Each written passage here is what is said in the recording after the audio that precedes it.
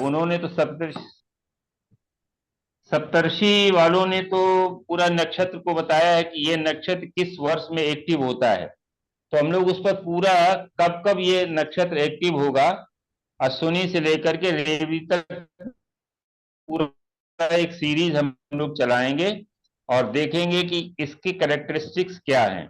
देखिए कभी कभी क्या होता है कि लग्न का नक्षत्र भी काम करता है। मान लीजिए चंद्रमा हमारा कमजोर है, यदि किसी तरीके से सूर्य के नजदीक है या किसी पापी ग्रह से प्रभावित है, और लग्न हमारा मजबूत है, तो लग्न का जो नक्षत्र है वो भी हम जन्म नक्षत्र ले लेते हैं। लग्न का नक्षत्र क्या है आपका? सर सिंह लगन है। जी। सिंह लगन है। सिंह। हाँ जी। कितने अंश की है? अभी बताते हैं।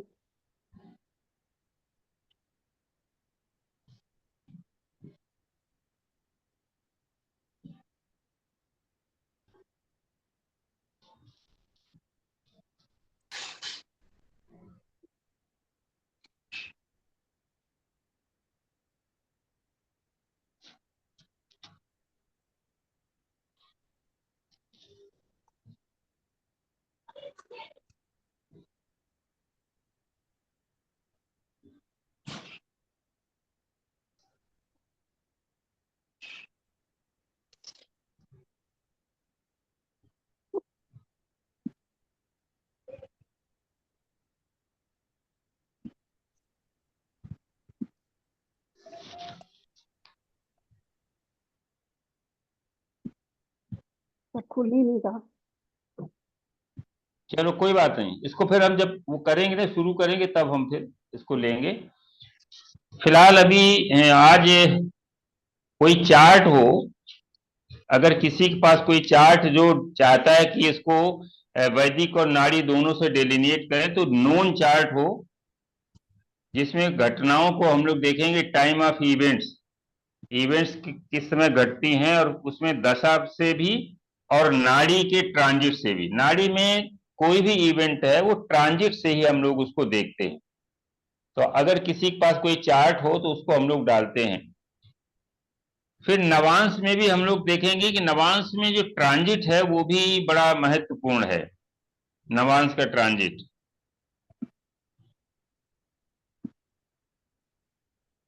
सर लग्न 3 डिग्री 12 की। में, लग्न 3 डिग्री का है।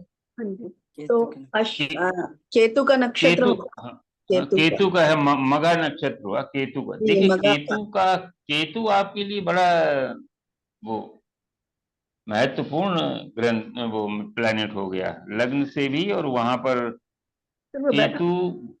लग्न के साथ ही, मतलब साथ ही बैठा है, 5 डिग्री का है केतु।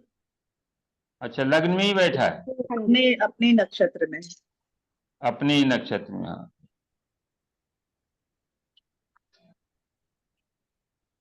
अच्छा, आपका जो विवाह जो क्या इंटरकास्ट तो नहीं हुआ था? नहीं, पर लेट हुआ था उस जमाने के हिसाब से, 27 साल में हुआ था। हाँ हाँ, 27 साल में। चलो, किसी को चार्ट लगाना हो तो लगाओ हाँ भाई, कोई अपना किसी को चार्ट हाँ, देना हो। मिश्रा जी, हाँ जी सर। अब ये लगा लीजिए, ये हमारे पोती का। अच्छा हाँ, लगाओ भाई, बोल दो, डेट ऑफ बर्थ बोलो। 27 मार्च 2002। 27 मार्च 2002। 15/12। 15/12। इलाहाबाद।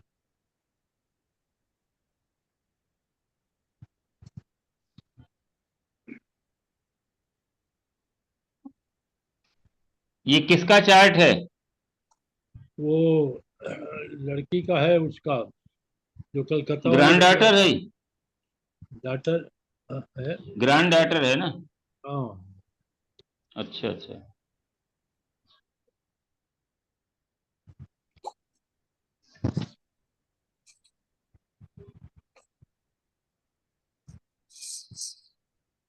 इसके प्रोफेशन के बारे में, और ये।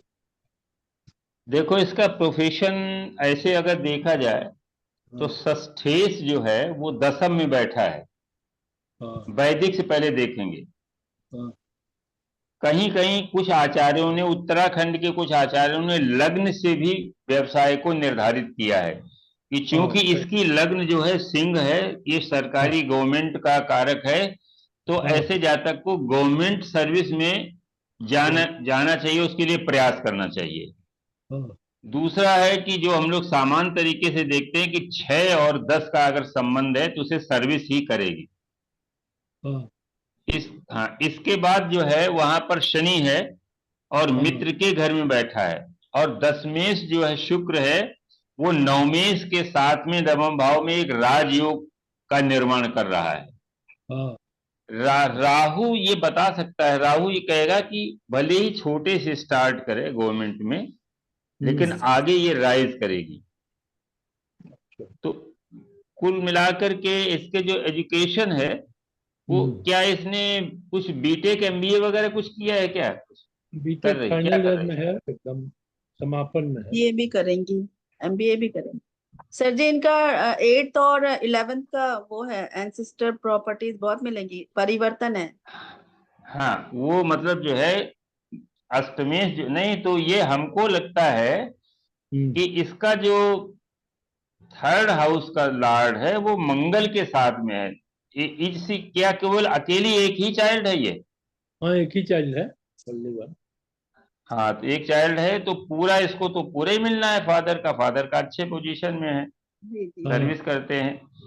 तो अब देखो, वीनस जो है, हाँ अगर इनको सूर्य को ले लेते हैं तो सूर्य देखिए बुध के साथ में है और शुक्र के, उसके जस्ट आगे शुक्र है, शुक्र हाँ मंगल है टेक्निकल। तो अगर, और चंद्रमा जो है इससे माने जो है त्रिकोण में है, तो अगर फादर का प्रोफेशन हम लोग इसमें देखना चाहें तो यहाँ बुध बना, शुक्र बना, चंद्रमा बना। टेक्सटाइल में हो सकते हैं, फादर टेक्सटाइल में हो सकते हैं। हाँ तो मालूम है आपको, टेक्सटाइल में हाँ, है। टेक्सटाइल नहीं तो यहाँ वो हो रहा है ना। हाँ देखिए, टेक्सटाइल का कारक है, चंद्रमा बनता है, शुक्र और बुध। हाँ और मंगल चूंकि बैठा हुआ अपने घर का, तो इंजीनियर, टेक्सटाइल इंजीनियर फादर हो सकते हैं। तो इसको गवर्नमेंट साइड में, बैंकिंग सेक्टर में अगर हाँ ये प्रयास करे तो अच्छा है।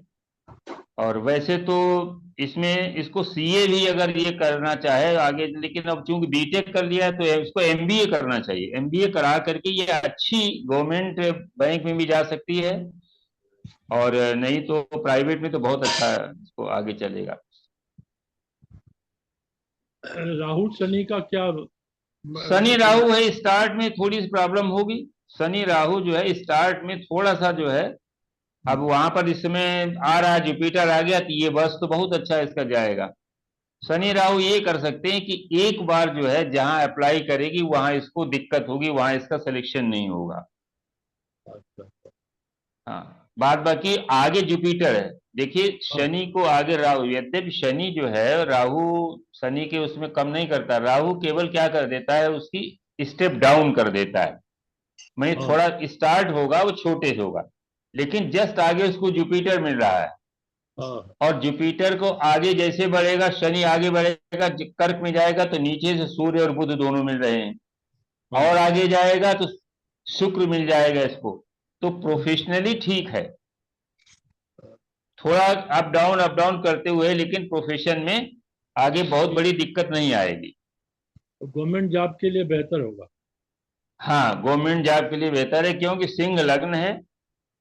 और ये है कि थोड़ा सा ये बताइए, क्या अभी से चश्मा पहनने लगी क्या ये बिटिया? और चश्मा तो बच्चों का बहुत पहले बचपन से ही लगा। वो हो जाता है, वो सब बच्चे पहनते हैं, लेकिन सूर्य यहाँ पर मीन राशि में है, बुध के साथ में है। हाँ तो इसलिए मैंने कहा कि वो बुध और सूर्य, कि ये सूर्य थोड़ा सा कमजोर है। हाँ जब भी यहां से, जब भी देखिए, जब भी मीन राशि से हाँ किसी पापी ग्रह का गोचर होता है तो फादर को दिक्कत होती प्रोफेशन में। हम्म, आप देखिए, अभी जो है जब जुपिटर यहां से गोचर कर रहा होगा तो फादर को जो है उसमें चेंज करना पड़ा होगा। हाँ 1 साल पहले फादर को चेंज करना पड़ा। हाँ तो इसके लिए तो ठीक है, इसका प्रोफेशन आगे बढ़िया रहेगा, कोई दिक्कत नहीं। सर शनि हमारा से सेकंड में देखिए शनि से सेकंड में बृहस्पति है, इसलिए जो है ये बहुत अच्छा है। और इसके लिए गवर्नमेंट के लिए कुछ क्या है जाए? हाँ, इसको कहो कि आगे अगर एमबीए वगैरह किया है तो गवर्नमेंट में आजकल जो नेशनलाइज्ड बैंक वगैरह हैं वहां पर बहुत लोग आ रहे हैं अच्छा। पीओ में। हाँ, एमबीए करके बहुत लोग आ रहे हैं। अब देखो उत्तम जी की बिटिया एमबीए करके सरकारी बैंक में है, हमारे यहाँ टीचर थे उनकी लड़की, उसने बीटेक करके एमबीए किया और उसमें कोई बैंक है उसमें सेकंड मैनेजर एचआर करके है वो। अच्छा। बहुत से हम अभी हमने स्टेट बैंक में वहां वृंदावन में खाता खुलवाया तो वहां भी एक लेडी है एचआर मैनेजर एचआर करके है, वो एमबीए करके आई। तो बहुत लड़कियों के लिए बहुत अच्छा है। और आगे फिलहाल कुल मिला के अच्छा है। गुरुजी इसमें अब देखिए मंगल नवांश मंगल सूर्य से गुरु का गोचर था तो नाड़ी से शादी के योग भी हो सकते हैं या देखो देखो शुक्र मंगल, ऐसे देखो ये फीमेल चार्ट है। मंगल जो है जब आएगा तो पहली बार शुक्र से कब मिलेगा, पूरा एक चार्ट चक्कर लगा करके, क्योंकि मंगल जो है 24 अंश का है, तो 12 साल के बाद आकर के शुक्र से मिलेगा। फिर उसके बाद 24 साल में आकर के शुक्र से मिलेगा। 24 साल में बृहस्पति जो है वो कर्क राशि में अगर आ जाएगा 24 साल में, अभी 2000 किसका 2002 का है, दो का है। तो अभी 22 साल अभी मान लीजिए 22 का है, मार्च में 22 साल की हो गई।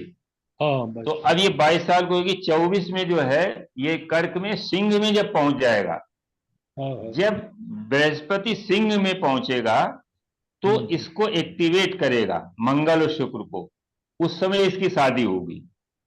ओके। वही 25-26 में। हाँ 27। हाँ हाँ, वही 26 पार कर लेगा, 25 में तो वहां हाँ। जाएगा। तो उस समय इसकी एज जो है वो हो जाएगी 24, 25, 27वां 26, चलेगी। 25, 26। हाँ हाँ, और तभी तक होता है कैरियर का। अभी तो हाँ। एक बीटेक करेगी, फिर 2 साल एमबीए में लगेगा, फिर अपना एस्टेब्लिश होगी। अब देखिए इसमें क्या होगा कि जब बृहस्पति ट्रांजिट का बृहस्पति मिलेगा आकर के शुक्र से, अभी शुक्र से मिला था, तो हो हाँ। सकता है इसको स्कॉलरशिप वगैरह मिल गई उसकी हो सकता ट्रेनिंग है मिल गई। इसको ट्रेनिंग मिल गई ट्रेनिंग थी। में ट्रेनिंग मिली तो वहां से कुछ स्टाइपेंड आया होगा। हाँ 40,000 मिल रहा है। हाँ, तो वो इसने वीनस के ऊपर से जब भी जुपिटर का गोचर होगा तो फाइनेंस वो दिलाएगा, उसको अपॉर्चुनिटी फाइनेंस की मिलती है।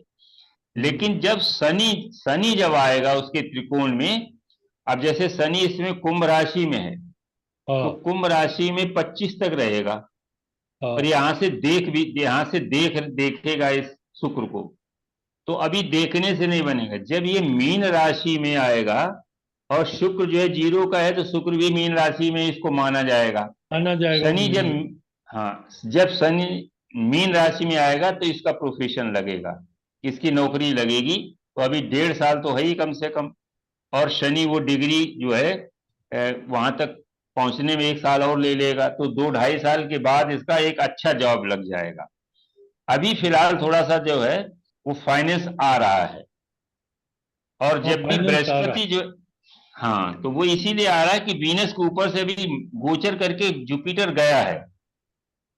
नहीं, जैसे बृहस्पति शनि से मिलेगा तो कुछ नहीं मिलेगा इसको। नहीं, वो उसमें अपॉर्चुनिटी देगा, एक प्रोफेशन के लिए एक अपॉर्चुनिटी देगा। देगा ना, वही और हाँ, और वो मतलब जो है लेकिन शनि उसको पूरा अच्छा शनि देख भी रहा है। हाँ शनि देख। शनि अपनी तीसरी दृष्टि से शनि तीसरी दृष्टि से इस शुक्र को देख भी रहा है। हाँ तो फाइनेंस तो इसको आ रहा है लगभग 1.5 साल से। कब से है ये ये ट्रेनिंग में? करीब हो गया 6 महीना। 6 महीना हो गया। 6 महीने हो गया। हाँ। तो उसके बाद जो है अभी इसका हो सकता है, लेकिन आप एमबीए करा दोगे ना तो ये बहुत अच्छा हो जाएगा। वैसे तो अभी हो जाएगा इसका, कुछ न कुछ कहीं ये निकलने के बाद कैंपस सिलेक्शन भी हो सकता है। कैंपस सिलेक्शन के है चांसेस। हाँ अच्छा। ये कैंपस में ही ट्रेनिंग भी मिली थी, लेकिन वो देखिए उसको कंटिन्यू करते हैं सबकी नहीं। हाँ, तो बहुत अच्छा। कंटिन्यू के चांसेस हैं। कंटिन्यू के चांस इसलिए है कि जुपिटर शनि के ऊपर से गोचर करेगा, तो हाँ। वो मतलब जो है वो मिल जाएगा, चांस मिल सकता है पूरा। अच्छा। जी। अच्छा, नाड़ी में भी देखो यही है कि हाँ। बृहस्पति शनि शनि जो है वो प्रोफेशन का कारक है। शनि थोड़ा सा कमजोर, शनि कमजोर इसलिए नहीं है, शनि बहुत अच्छा है कि पीछे शुक्र है और आगे जो है वो गुरु है। हाँ। और मंगल जो है इसको अगर ये इंजीनियरिंग ना करती तो मंगल दिक्कत करता, लेकिन इसने मंगल को कंज्यूम कर लिया है, टेक्निकल साइड में जाकर के मंगल कंज्यूम हो गया है। हाँ। अब इसमें एक चीज और आ सकती है कि राहु 27 डिग्री का है हाँ। और आगे चंद्रमा से कोई सीधा संबंध बन नहीं रहा, नहीं तो विदेश का भी शनि राहु विदेश से भी प्रोफेशन जो है हो सकता है कि विदेश की किसी कंपनी में इसको मिल जाए ये और वो विदेशी वहां। कंपनी में ही थी, ये विदेशी कंपनी में ही थी अभी भी। हाँ, तो हो सकता है उधर जाने के लिए इसको चांस मिल जाए, ये भी इसमें एक है। स्वास्थ्य की दृष्टि से ठीक है। हाँ, स्वास्थ्य। जुपिटर से पंचम में कोई ग्रह नहीं है और पंचमी से मंगल के साथ में है, तो एरोगेंसी थोड़ा सा एरोगेंसी नेचर में थोड़ा सा, क्योंकि वीनस वैसी में मंगल की राशि में और मंगल के साथ में, तो एरोगेंसी जिसे कहते हैं, एक तो डोमिनेंस, हाँ। एक होता है माने एडोमेंट। हम्म। सूर्य के साथ में है तो ये डोमिनेंट है, मंगल के साथ में है, क्योंकि सूर्य की उच्च राशि में शुक्र है, तो हाँ। नेचर थोड़ा सा स्ट्रिक्ट नेचर है, तो वो हाँ, ठीक है आगे हाँ। नेचर है। और लग्न भी हाँ, जो है वो है आपका। सिंह राशि है, सिंह हाँ, सिंह का है। राशि। सिंह लग्न भी है, हाँ सिंह राशि भी है। हाँ, वही कहते, सिंह लग्न है, सिंह राशि भी है, चंद्रमा वहीं बैठा हुआ है। हाँ। सर हमारा भी सिंह लगन है और सूर्य बुध मीन राशि में ही है, पर हमें तो चश्मा नहीं लगा था, 45 साल में जाके लगा। नहीं, मतलब ये सिंह राशि का मतलब ये है कि लग्नेश जो है 12th में चला गया, ठीक है ना। लग्नेश 8th में। और 8th में, 8th में। 5वीं मीन, राशि। अच्छा, मीन राशि में, हाँ हाँ। तो वहां पर जो है कोई मैल्फिक नहीं होगा ना। आप यहाँ केतु बैठा है ना सूर्य के त्रिकोण में। सूर्य के त्रिकोण में केतु। केतु है ना, वो केतु हमारा का। लग्न में था, हमारा लग्न में केतु था। हाँ, सूर्य बुध आपकी मीन में। सिंह राशि भी है आपकी।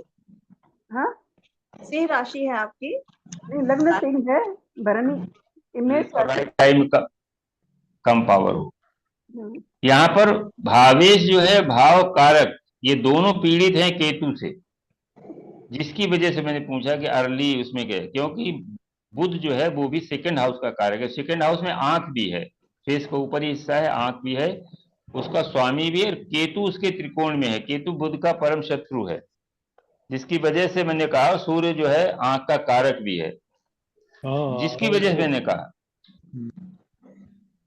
तो आपकी उसमें बृहस्पति की दृष्टि होगी वहां सूर्य के ऊपर, सूर्य के साथ ही बैठा है बुध तो बृहस्पति। बस वो इस वजह से, इस वजह से बच गए। तो इसलिए आप देख लीजिए कि 45 साल में शनि वहां पहुंचा होगा तब लगा होगा। मीन राशि में शनि जो है 45, आपका शनि बैठा कहाँ है 6 में, मतलब सेकेंड हाउस में। कि अच्छा, तो अब देखिए क्या हुआ कि 15 साल में वहां पर पहुंचा, हम्म। और 15 साल में बृहस्पति वहां पहुंच गया कहाँ, कर्क, माने 12वें हाउस में, वहां से उसने देख लिया, तो बृहस्पति ने देख लिया वहां, ट्रांजिट का बृहस्पति 15 साल में कर्क में पहुंच जाएगा मीन राशि से, बिल्कुल। 12 13 14 15, ठीक है ना। और अगले राउंड में जब ये 30 साल और जोड़ दीजिए, क्योंकि शनि जो है वो 2.5 वर्ष लेता है एक राशि में, तो अपने से सप्तम हाउस में 15 साल में जाता है। 15 साल में ये घटना घटनी होनी चाहिए थी, लेकिन 15 साल में बृहस्पति, ट्रांजिट का बृहस्पति उसको देख रहा है, इसलिए वो घटना नहीं घटी। अब 45 साल में फिर वहां पर शनि आएगा, 45 साल में शनि फिर मीन राशि में आएगा आपकी चार्ट में, और उस समय जो बृहस्पति होगा वो कहाँ होगा, बृहस्पति जो है ये 48 में यहां पर होगा, जहां पर बैठा है, 47 46 45, पंचम हाउस में बृहस्पति होगा उस समय, लग्न से पंचम में, हाँ धनु में, धनु में, और धनु में से वहां पर न सूर्य को देख रहा है न शनि को देख रहा है। तो बृहस्पति अब देख नहीं रहा, तो पूरा प्रभाव शनि पर आ गया, शनि का आ गया सूर्य के ऊपर। तो वो उसने आपको सूर्य को, उस साल पिताजी को भी कुछ हुआ होगा, कोई बीमारी हुई होगी, उनके पैर वो हॉस्पिटलाइज हुए हों, या मतलब जो है कुछ न कुछ हेल्थ इश्यूज भी हुआ होगा फादर को। क्या हुआ था सर? कुछ हुआ होगा तो बताया नहीं होगा, उस समय तो इनको कुछ नहीं हुआ था। हाँ, नहीं मतलब कोई बड़ा नहीं, क्योंकि वो उनकी अपनी चार्ट भी तो है ना। हाँ भाई इंडिविजुअल का भी एक हम जनरल कैरेक्टरिस्टिक्स ले सकते हैं किसी एक चार्ट से, उसके रिलेटिव्स का, लेकिन उसका अपना एक इंडिविजुअल चार्ट भी होता है। हाँ। तो इसलिए 45 साल में आपको चश्मा लगा, 12 साल 15 साल में नहीं लगा, क्योंकि शनि जब भी सूर्य के ऊपर, शनि ही सूर्य को जो है ये इस तरह का रोग देता है। देखिए मिश्रा आज जी, हम, मिश्रा हाँ जी जी, हाँ जी हाँ जी शुक्र बोलें। इस मिश्रा कुंडली जी, में एक एक शुक्र, को चश्मा दिलाएगा सर? एक लोग बोलो, हाँ बोलो, मैं कह मंजरी रही जी थी बोलें। मैं कह रही थी इसमें शुक्र पीड़ित है, और आंखों की जो ज्योति देता है वो शुक्र देता है। इसमें चश्मे का मेन कारण शुक्र की कारण शुक्र पीड़ित है, सूर्य के बगल में ही है, जिसकी वजह से इसको कम उम्र में बच्चे की जो करे ना, कम उम्र में वो लग गई, आंख में चश्मा चढ़ा। हाँ आंख की ज्योति का इफेक्ट शुक्र करता है। सूर्य चंद्रमा तो आंखें हैं पीड़ित है, आंख में चश्मा चढ़ाएगा। शुक्र की ज्योति, जब तक शुक्र पीड़ित नहीं होता तो आंखों में जरूरी नहीं चश्मा चढ़ जाए। कई कंडीशंस में आप देखिएगा, प्रैक्टिकली बता रही हूँ, इसमें शुक्र भी चलो पीड़ित है, ठीक। मंगल के साथ है, मंगल की राशि में है। सर मेरी बिटिया को भी बचपन से चश्मा लग गया, 5 साल से ही, और तो उसका सूर्य केतु साथ में ही है सर। सूर्य केतु, हाँ केतु तो सूर्य पीड़ित अच्छा केतु है। सर। ये बताए उसकी आंख थोड़ा तिरछी भी है क्या? हाँ एक तो जो उसका जो कृषि मतलब सर, जो उसका जो कॉर्नर है ना, उसमें थोड़ा टिल्टिंग है सर, वो डॉक्टर बोल रहे थे। केतु की वजह से हो हाँ गया। हाँ, वो ट्वेल्थ केतु की वजह से, केतु केतु की वजह से तिरछा, आंखों में, हाँ, थोड़ा तिरछा, कोई माने उस तरह की दिक्कत रहती है। तो वो जी सर। शनि का भी उसमें प्रभाव होगा, शनि का भी प्रभाव होगा कहीं न कहीं से। शनि वक्री होके और त्रिकोण से देख रहा है सर शनि। हाँ 4th हाँ हाउस 0 डिग्री का है, तो वो 12th हाउस में सूर्य केतु है सर। तो फिर हाँ, पंचम से वहां पहुंच के, हाँ सर पहुंच गया सर।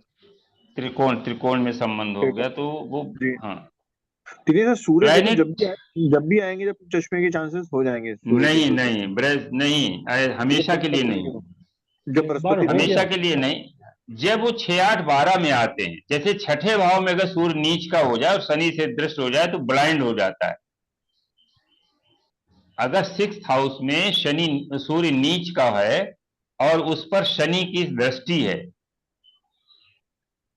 तो आदमी आगे चल करके वो देखना पड़ेगा कि शनि उसको किस राउंड में उसको ज्यादा पीड़ित करेगा, तो उस समय वो ब्लाइंड हो जाता है।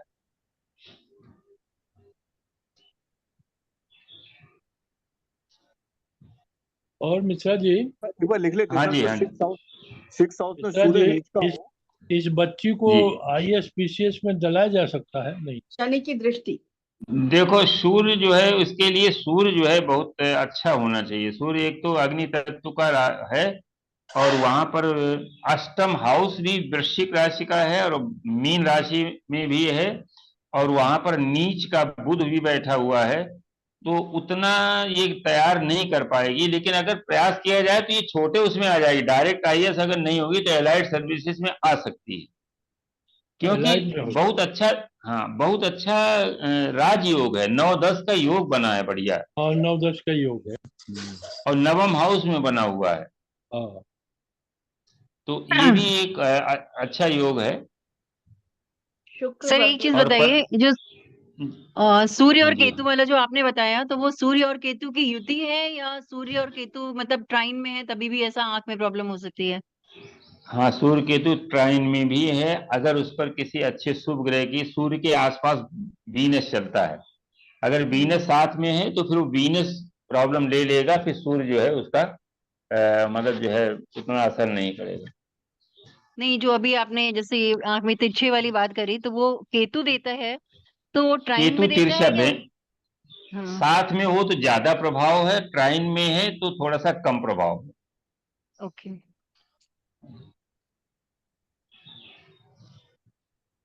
इनकी नवमांश कुंडली में सूर्य नीच राशि में आ गए हैं सप्तम भाव में। हाँ, तो वही बता रहे कि जो इसमें डायरेक्ट प्रशासनिक में थोड़ा सा दिक्कत पड़ेगी, क्योंकि वहां चंद्रमा सूर्य एक साथ हो गया है और सूर्य जो है नीच राशि का हो गया है। और 10 नंबर में कोई प्लैनेट आ गया, 10 नंबर में कोई बृहस्पति देखिए 6ठे नंबर पे आ गया है। बृहस्पति तो पहुंच रहा है ना। नहीं, बृहस्पति तो मकर राशि में हो गया ना, नवांश में। नवांश में मिला। अच्छा। नवांश में मकर राशि में हो गया और वो जीवन के जो षष्ठ्यांश में रोगांश में है। तो इसको थोड़ा सा ये बताइएगा कि थोड़ा फास्ट फूड वगैरह ना खाएं, फैटी लीवर वगैरह की इसको दिक्कत हो सकती है। अच्छा।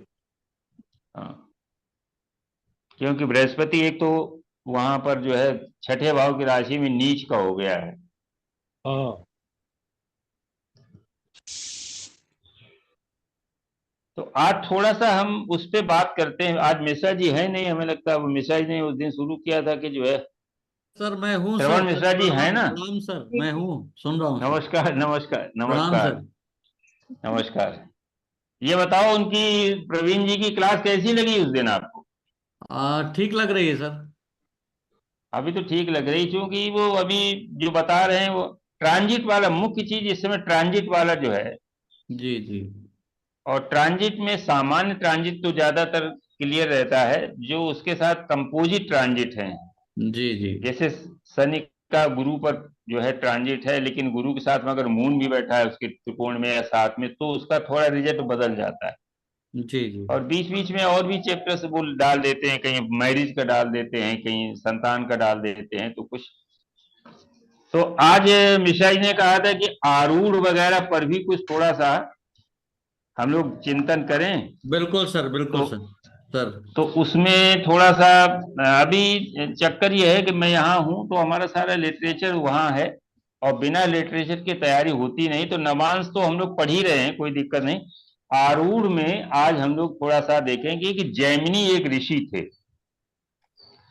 जैमिनी ऋषि पाराशर जी के शिष्य थे, और पाराशर जी के पुत्र जो है वो आपके व्यास जी थे। पाराशर के शिष्य थे। तो उसके बाद जो है जैमिनी ऋषि बहुत बहुत ही जिसे कहते हैं कि सात्विक और जिसे कहते हैं बड़ा योगी थे। तो उन्होंने पाराशर जी की जो है कहा कि जब जैमिनी ने अलग से एक उन्होंने विधा बनाई जिसे जैमिनी ज्योतिष कहते हैं, और जैमिनी ज्योतिष में उन्होंने जैसे चर कारक दिए। जैसे पाराशर जी ने जो है वो स्थिर कारक हैं, जैसे रिलेशंस के लिए है, मान लीजिए पिता के लिए सूर्य कारक बनता है, माता के लिए चंद्रमा कारक बनता है, पत्नी या सिस्टर के लिए शुक्र कारक बनता है, मित्रों के लिए या पैटर्नल अंकल्स के लिए बुध कारक बनता है, बड़े भाई के लिए शनि कारक बनता है। तो इस तरीके से ये स्थिर कारक हैं। जैमिनी ने जो एक नई पद्धति जो बनाई उसमें उन्होंने कहा कि ये तो कारक हैं ही, लेकिन उन्होंने एक अस्थिर कारक बनाए, चर कारक जिनको कहते हैं, और वो हर कुंडली में बदलते हैं, और वो अंशों के आधार पर होते हैं। अंशों के आधार पर होते हैं कि जिस कुंडली में जो ग्रह सबसे बड़े सबसे अधिक अंश पर होता है उसे आत्म कारक कहा गया। आत्म कारक वही काम करता है जो लग्नेश काम करता है, या नाड़ी में जो जुपिटर कार्य करता है वही जो है आत्म कारक ग्रह कार्य करता है। अब देखिए दोनों की विधाओं में वैसे तो उन्होंने अपने लिखा है, जैमिनी ने बताया कि जो सामान्य जितने भी जो गुण हैं तत्व हैं वो हम पाराशर के फॉलो कर रहे हैं, लेकिन उसके अलावा जो नई चीज हम इंट्रोड्यूस कर रहे हैं वो हमारी अपनी है। जैसे पाराशर ने बताया कि 29 अंश पर 26 से लेकर के 30 अंश पर बैठा हुआ ग्रह मृत अवस्था में होता है, वो कोई फल नहीं करता है। लेकिन जैमिनी जी ने बताया कि जो 28 अंश पर बैठा हुआ ग्रह है वो आत्म कारक है, और उस पूरी कुंडली का वो किंग होता है आत्म कारक। उस पर पड़ने वाले प्रभाव और उसकी पोजीशन कुंडली की स्थिति को पूरी तरीके से बता देती है। तो ये हो गया आत्म कारक। दूसरा होता है अमात्य कारक। अमात्य कारक जो है वो दशमेश की तरह होता है। जीवन की जितनी खुशहाली है, क्योंकि सेकेंड हाउस का उसे कारक मानते हैं। लग्न का कारक जैसे मान लीजिए वो आपने बता दिया कि आत्म कारक हो गया। धन संपत्ति परिवार के लिए जब हम देखेंगे तो अमात्य कारक होगा। ये जो है जीवन की व्यावसायिक स्थिति को बताने के लिए अमात्य कारक है, जो सेकंड नंबर पर होता है, क्रम से सेकंड नंबर पर है। इसी तरीके से थर्ड हाउस के लिए उन्होंने भ्रातृ कारक बनाया कि भ्रातृ कारक जो है वो हमारे सिबलिंग्स के लिए या थर्ड हाउस के सारे गुणों को वो बताएगा।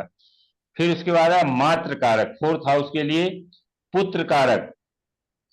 पुत्र कारक जो है वो पंचम हाउस के लिए जो बताएगा वो पुत्र कारक है। फिर ज्ञाति कारक है एक, वो छठा भाव के लिए बताएगा। रोग संबंधी जितनी भी हमें ज्ञान करना है, जानकारी करनी है, वो ज्ञाति कारक करेंगे। और सातवां जो है वो दारा कारक है। तो दारा कारक यानी पत्नी और मैरिज संबंधी जितने भी जो वो हैं हमारे पैरामीटर्स, वो दारा कारक से हम लोग देखते हैं। और इनके जो 7 जो हो गए, शेष इनके सामने वाले हाउसेस को भी वही ग्रह जो है निरूपित करेंगे सामने वाले के। तो इस तरह से 7 कारक उन्होंने लिए हैं और इसमें कुछ विवाद भी है। और देखिए जो विद्वान लोग होते हैं वो एक मत नहीं होते, कोई कुछ कहता है कोई कुछ कहता है। तो जैमिनी एस्ट्रोलॉजी का पारसर बृहद पारासार होरा शास्त्र में 28 और 29 ये 2 अध्याय हैं जिनमें उन्होंने इन चर कारकों का और उनके जो है कैरेक्टरिस्टिक्स का वर्णन किया है पारासर जी ने। जैमिनी ऋषि की एक कहानी है, वो कहानी हम आपको सुना देते हैं तो जैमिनी की चीज समझ में आ जाएगी कि प्लैनेट किस तरह से कार्य करते हैं। व्यास जी ने जैमिनी ऋषि से कहा कि देखो, हम गीता को जो भगवान कृष्ण ने गीता में उपदेश दिया है हम उसको माने लिपिबद्ध करना चाहते हैं। तो उन्होंने क्या किया कि ध्यान लगा करके उन सारे जो है श्लोकों को पहले स्मरण किया श्रुति के द्वारा। और स्मृति, श्रुति और स्मृति पहले चलती थी, ये पब्लिशिंग हाउस नहीं चलते थे। तो उन्होंने जो गीता भगवान कृष्ण ने युद्ध भूमि में जो गीता पढ़ी, अर्जुन को जो उपदेश दिया, तो पहले उसको सुना उन्होंने योग के माध्यम से, फिर उसको स्मरण किया श्रुति और स्मृति, फिर उसको इन्होंने इलेबोरेट किया। और इन्होंने जैमिनी ऋषि से कहा कि देखो, जो श्लोक हम लिखेंगे उसकी तुम ग्रामेटिकल एनालिसिस तुम करोगे, क्योंकि ग्रामर के बहुत विद्वान। हेलो भाई, कुछ थोड़ा सा कथा सुना दें, इसके बाद प्लेनेट हम लोग आगे बढ़ते हैं। नहीं, ठीक है। तो वो ग्रामेटिकल जो उनका एनालिसिस थी वो जैमिनी ऋषि करते थे। तो द्वितीय अध्याय में व्यास जी ने एक श्लोक लिखा है कि यत्न पूर्वक वश में की हुई इंद्रियां भी अनुकूल परिस्थिति पाकर व्यक्ति को पतित कर देती हैं। उस श्लोक का जो अर्थ है वो यह है कि यत्न पूर्वक वश में की हुई इंद्रियां अनुकूल परिस्थिति पाकर उस व्यक्ति को पतित कर देती हैं। तो जब ये श्लोक जैमिनी ऋषि ने पढ़ा तो उन्होंने उस पर जो है अंडरलाइन कर दिया। उन्होंने कहा ये बिल्कुल गलत है, ये सब पर लागू नहीं होता है।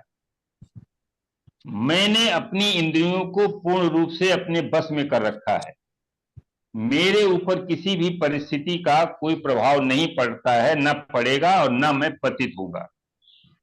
तो व्यास जी को ये लगा कि इनके अहंकार आ गया है। चलो, हालांकि वो उनके शिष्य पाराशर जी के थे और व्यास जी जो है उनके पुत्र थे, तो उनके समवयस्क थे, अपना मित्र मानते थे उनको। तो उन्होंने क्या किया कि अपने योग बुद्धि से एक रचना रची। रचना क्या रहेगी, जिस आश्रम में रहते थे दोनों लोग, उस आश्रम में उन्होंने एक बरगद का पेड़ था वहां पर। तो एक ऐसी परिस्थिति पैदा की कि बारिश होने लगी और जो वट सावित्री की पूजन होता है, जिसमें लेडीज जो है बरगद की पूजा करती हैं, सावित्री व्रत रहती हैं, तो वो उन्होंने क्रिएट किया। और एक बहुत सुंदर युवती का रूप बनाया अपना, बहुत सुंदर युवती, और उसमें बिल्कुल सिल्क की पारदर्शी साड़ी पहनी, बढ़िया। और उसके बाद क्या हुआ कि जब पूजा करके वो चलने लगी तो उसी समय तूफान आ गया और तूफान में बारिश आ गई। तो सारी स्त्रियां तो चली गई, अब वो एक स्त्री बची, वो बड़ा तूफान चल रहा था, बारिश भी हो रही थी। तो उसने क्या किया कि वो जाकर के जैमिनी ऋषि की कुटिया की कुंडी खटखटाई, और कुंडी खटखटा करके जब जैमिनी ऋषि बाहर निकले, पहले तो उन्होंने तुरंत दरवाजा बंद कर लिया। तो उसने कहा कि भाई अरे हम इसमें बड़ा आफत में हैं, बहुत बड़ी आपत्ति में हैं, देखिए बाहर जो है यहाँ इतना बारिश हो रही है और बड़ा अंधेरा है। तो उन्होंने बड़े बहुत बहुत डांटा, बहुत डांटा, जे जाइए जाइए, यहाँ कुछ नहीं हो, कोई व्यवस्था नहीं, जाइए यहाँ जाइए, यहाँ कोई नहीं रहता, यहाँ हम लोग 2 लोग 3 लोग रहते हैं, संत लोग रहते हैं, यहाँ स्त्री की कोई जरूरत नहीं। उसने फिर उनको बहुत फटकारा कि आप कैसे जो है संत हैं, कैसे आप श्रेष्ठ पुरुष हैं कि एक अबला जो है इस भयंकर आपत्ति में फंसी हुई है और आप जो है इस तरीके से व्यवहार कर रहे हैं। अरे मैं जब बाहर जाऊंगी तो कोई जंगली जानवर मुझे खा जाएगा। आपको बिल्कुल जो है, आप किस किस स्तर के जो है संत हैं, किस स्तर का आप योगी हैं, आपको ये भी नहीं पता कि समाज में अगर कोई परेशानी है। तो उन्होंने जैसे कुंडी खोली तब तक वो उसको पूरा देख चुके थे, वो पूरा भीग चुकी थी, और भीगने के बाद इतनी सुंदर थी कि जैमिनी ऋषि जो है एकदम जो है आश्चर्यचकित हो गए, और काम का वेग जो है उनके ऊपर हावी हो गया। लेकिन उन्होंने कहा कि ठीक है, तुम जाओ वहां पर, दूसरी कुटिया का दरवाजा खोल दिया, जाओ उसमें अंदर को जाओ, कुछ कपड़े अपने दे दिए, जाओ उसको बता, लेकिन अगर कोई व्यक्ति आए, हम खुद कहें दरवाजा खोलो, दरवाजा नहीं खोलना। जब ये मौसम ठीक हो जाएगा तो हम खुद चल खोल देंगे और तुम चली जाना, लेकिन बाहर नहीं निकलना। तब तक जो है वो कामदेव पूरी तरीके से उनको जो है बस में कर चुके थे। अब उनकी माला छूट गई, झोली छूट गई, केवल वही स्मरण, अरे वो इतनी सुंदर युवती, इतनी सुंदर युवती, अगर वो हम वही नारद जैसा व्यवहार कि अगर मेरे मेरे पास होती तो मैं तो धन्य हो जाता। तो उन्होंने क्या हुआ, जब शाम हो गई तो थोड़ी देर बाद जाकर के कुंडी खटखटाई। तो उसने कहा कि नहीं, कुंडी नहीं, हमको बताया जैमिनी ऋषि ने बताया कि कुंडी। अरे कहीं मैं जैमिनी ऋषि ही बोल रहा हूँ, खोल दो कुंडी। कि नहीं नहीं, मैं तुम कोई और दूसरे हो, जादूगर हो, जैमिनी ऋषि हो ही नहीं सकते, क्योंकि उन्होंने तो हमें सख्त निर्देश दिया था। तो उनसे नहीं रहा गया, तो वो छत पे चढ़ करके छत को काट करके उसके अंदर कूद पड़े, उस कोठरी के अंदर कूद गए, और उनसे कहा कि हम जो है तुमसे प्रणय निवेदन कर रहे हैं। तो उसने कहा कि देखिए मैं शादीशुदा हूं और मैं किसी पर पुरुष से ये नहीं कर सकती, अगर तुमको जो है ये निवेदन करना ही है तो पहले तुम हमसे शादी करो। तो अब देखो कहाँ संत थे, कहाँ क्या था, तो उन्होंने तुरंत अपना दंड गाड़ा वहीं बीच में, और कहा चलो इसी के आसपास घूम के शादी कर लेते हैं। तो जैसे ही हाथ पकड़ा उसी समय व्यास जी प्रकट हुए और एक बहुत जोर से तमाचा उनके मारा, और कहा अब ये बताओ कि वो श्लोक सही है कि गलत है। तो जैमिनी ऋषि जो है, जैमिनी ऋषि उनके पैर पड़े पारस व्यास जी के, और कहा कि नहीं आपने सही लिखा। तो इससे ये पता चलता है कि अगर शुक्र का कहीं पर भी संबंध है, वीनस का चंद्रमा से, चार्ट में चंद्रमा से हो, बुध से हो, बुध बड़ा ज्ञानी व्यक्ति है, अगर बृहस्पति से सीधा संबंध हो जाए तो नेटिव कहीं कहीं जैसे ट्रांजिट होगा किसी प्लेनेट का तो वो उधर मुड़ सकता है। तो गीता में उन्होंने द्वितीय अध्याय में लिखा है कि यत्न पूर्वक पश्चिमी की हुई इंद्रियां भी अनुकूल परिस्थिति पाकर उस व्यक्ति को पतित कर सकती हैं। तो वो जैमिनी ऋषि बड़े विद्वान थे, ये उनकी एक स्टोरी थी, हमने बताई, कुछ लोगों को पता भी होगा। नमस्ते, बताओ कहाँ रहती? अरे हमारी तो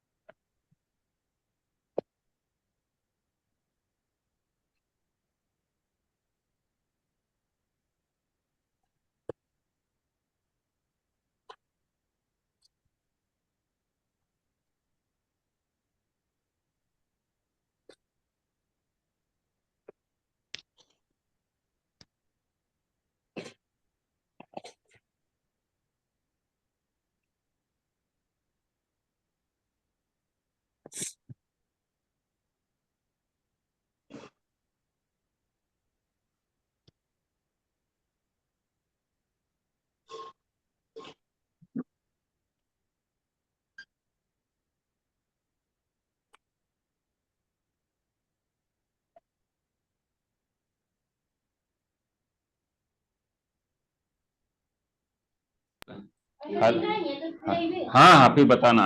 हेलो, अरे एक लोग आ गए थे भाई कुछ काउंसलिंग के लिए, बच्चा चला गया है। जी सर। तो ये जैमिनी ऋषि की थोड़ी सी स्टोरी आपको बताई। तो उन्होंने एक पूरी विधा और सूत्र के रूप में लिखा है, और उन सूत्रों को बहुत लोगों ने डिकोड किया है, लेकिन पूरा डिकोड नहीं कर पाए। तो उन्होंने अलग अलग तरीके से, जैसे चर दशा है, चर दशा उन्हीं के, आरूढ़ लग्न से, आरूढ़ जो है वो भी उन्हीं का सिस्टम है। तो उस आरूढ़ को थोड़ा सा हम आज अभी डिस्कस करेंगे, और उसके माध्यम से पूरा सारा प्रेडिक्शन उसी प्रकार से है जैसे हम लग्न से या नाड़ी में जुपिटर से करते हैं। तो आरूढ़ क्या होता है कि सबसे पहले सभी 12 भावों के आरूढ़ निकाले गए हैं। उसमें पहली चीज ये होती है कि लग्न का स्वामी, लग्न का आरूढ़ या पद लग्न, पद लग्न या लग्न का आरूढ़ कैसे निकालते हैं कि लग्नेश जो है जितनी राशि आगे बैठा है, उस लग्नेश से उतनी ही राशि आगे बढ़े, तो जहां पर जिस भाव में आता है वहां लग्न का आरूढ़ या लग्न का पद मिलता है। जैसे उदाहरण के रूप में ये कुंडली देखो लगी है, थोड़ा इसको देखिए, इसी पे थोड़ा चर्चा करते हैं। जो अब देखिए इसमें सबसे अधिक अंश का जो प्लैनेट है वो केतु है। केतु 27 का है, राहु, इनको छोड़ देते हैं, वो इनको चर कारकों में नहीं लेते हैं। राहु केतु को चर कारकों में नहीं लिया गया है, विशेष परिस्थिति में लिया गया है। उसके बाद जो दूसरा जो है प्लैनेट है वो चंद्रमा। नहीं, मंगल है। चंद्रमा मंगला है, मंगल 24 अंश का है। मंगल 24 अंश का है, तो इसका जो आत्मकारक ग्रह हुआ वो मंगल है।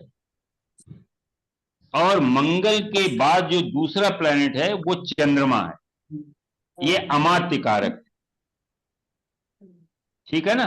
चंद्रमा के बाद जो तीसरा प्लैनेट आया वो 1248 का जो है वो बृहस्पति है। नहीं, शनि अब है देखिए 16।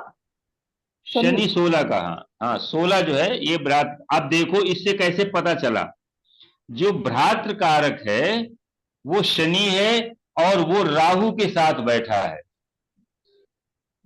इसका मतलब क्या हुआ कि भ्रातृ कारक बहुत पीड़ित है और अपने से अष्टम में गया है, इसलिए इसके कोई भ्राता नहीं है। ये तो बात समझ में आ गई। देखो सर, अपने से अष्टम मतलब? अरे तृतीय भाव से अष्टम में गया है ना। अच्छा, तृतीय भाव से। तृतीय भाव से अष्टम। भ्रातृ कारक किसको बताएगा? भ्रातृ कारक जो है तृतीय भाव को एनालाइज करेगा। तो पहली चीज तो वो तृतीय भाव से अष्टम में बैठा है, ठीक है ना।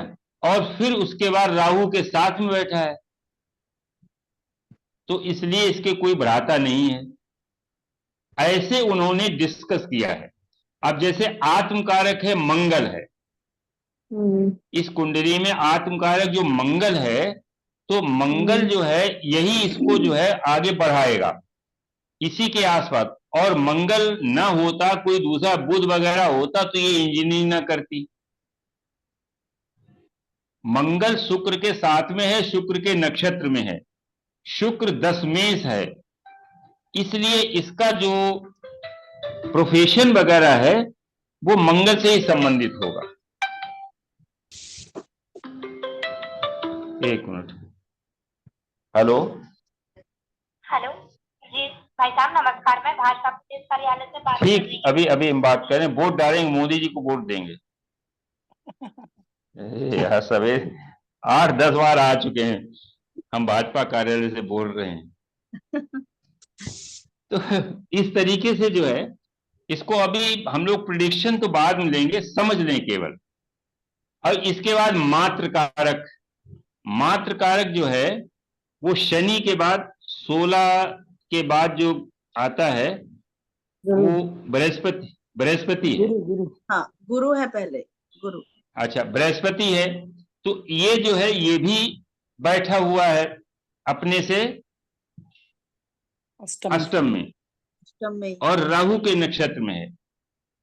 तो इसकी मदर को कोई न कोई प्रॉब्लम जरूर, हेल्थ इश्यू जरूर रहा होगा। कुछ ऐसा है क्या? नहीं, ऐसा तो थोड़ा बहुत तो होता ही है, लेकिन वही है।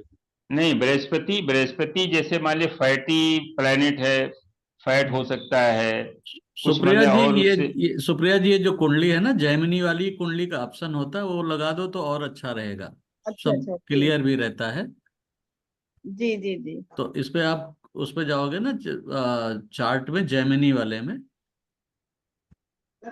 ये कहाँ पे सर जी? आगे आगे आगे आगे उस पे जाइए जरा।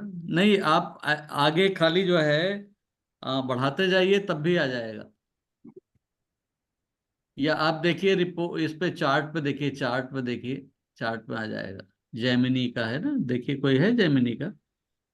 देख तो नहीं रहा ये सर। आप बढ़ा दीजिए, 2-3 लाइन ऐसे बढ़ाते चले जाइए। वो जो आगे आपका लैपटॉप है ना, लैपटॉप पे आप ओके करते चले जाइए। लैपटॉप पे आगे जो टैब आप करते जाइए, तो हाँ देखिए जब चार्ट, सुनिए ये केपी, एक मिनट, ये लिखा है ना केपी, और नहीं वहां नहीं है क्या? ऊपर, ऊपर है क्या? चार्ट स्टाइल नहीं इसमें। नहीं, मैडम स्टाइल आप से नहीं होगा, स्टाइल से नहीं जो है ना होगा। एरो, आपके एरो है ना, प्लस माइनस वाले जो एरो है ना, उससे हाँ बढ़ाइए इसको आगे, स्क्रीन बढ़ेगी इसमें। हाँ, स्क्रीन बढ़ाइए, स्क्रीन को आगे बढ़ाइए, तो बहुत सारे स्क्रीन है ना, नीचे मैडम नीचे। आपके कीबोर्ड में, कीबोर्ड में आपके यहाँ पर। कीबोर्ड से, हाँ अच्छा हाँ हाँ कीबोर्ड कीबोर्ड में। हाँ हाँ, नीचे नीचे नीचे। हाँ हाँ, कीबोर्ड में आगे जहां लिखा, आगे को बढ़ाते जाइए। नहीं हो नहीं रहा है। नहीं नहीं नहीं नहीं, ये नहीं है। या तो कीबोर्ड आप में ऐसा रहिए। करिए। हाँ, ये तो नवमांश। चलो फिर इसको कोई देख बात नहीं। लीजिएगा। फिलहाल अभी कोई इसको हमें प्रिडिक्शन नहीं करना है, केवल हम ये समझा रहे हैं कि कैसे, इसी प्रकार से जैसे अब आप देखिए इसका पुत्र कारक सूर्य आ जाएगा। पुत्र कारक सूर्य, जो है सूर्य है। वो, हाँ, सूर्य आएगा, और ज्ञाति कारक, और ज्ञाति कारक के बाद दारा कारक, ये चर कारक हैं, और ये हर कुंडली में चेंज होते हैं क्योंकि अंश बदलते रहते हैं। बुध चलो और इसको बाद शुक्र आ में। जाएगा। हाँ, अब इसके बाद इसी के संदर्भ में जो आरूढ़, हमने आरूढ़ पढ़ना है कि आरूढ़ भी एक प्रकार से, जैसे लग्न परित हम लोग पद लग्न जिसे कहते हैं, जैसे लग्न है, इसके बाद घटिका लग्न है, और कई प्रकार की लग्नें हैं, तो वहां पद लग्न भी है, और ये जेमिनी सिस्टम में है।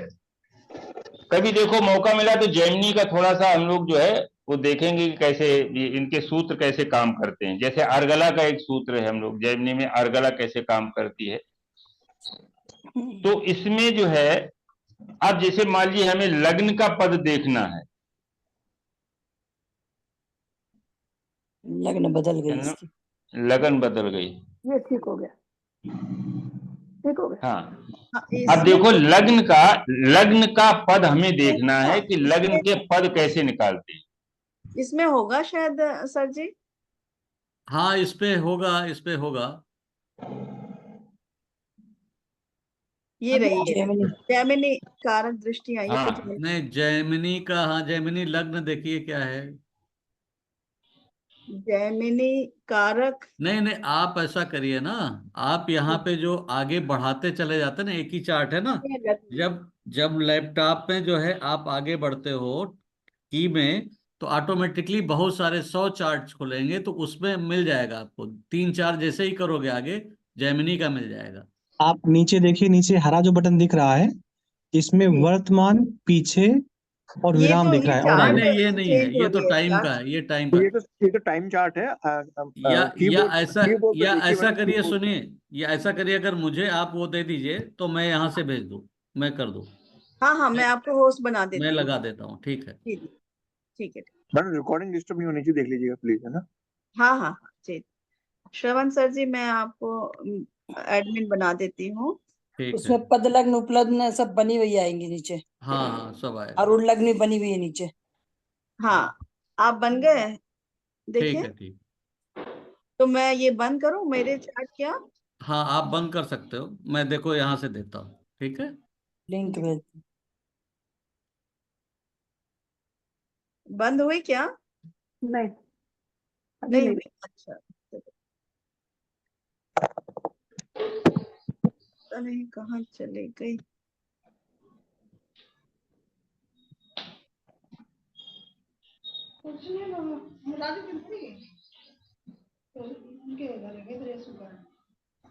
जो मेरी माला बनी जहाँ मुझे सब वैसे वाले होती है। हाँ, आपकी आ गई, आ गई है। आ गई ना? जी आ गई है, आपकी आ गई।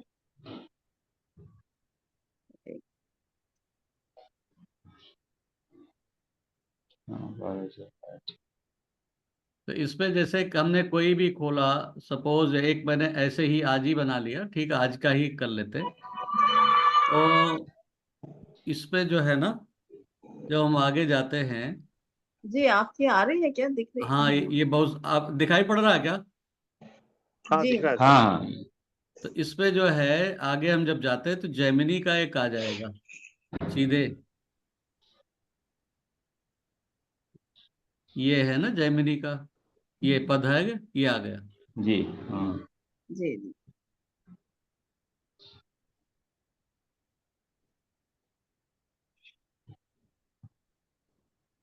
जेमिनी के ये आ गया, चार्ट आ गया।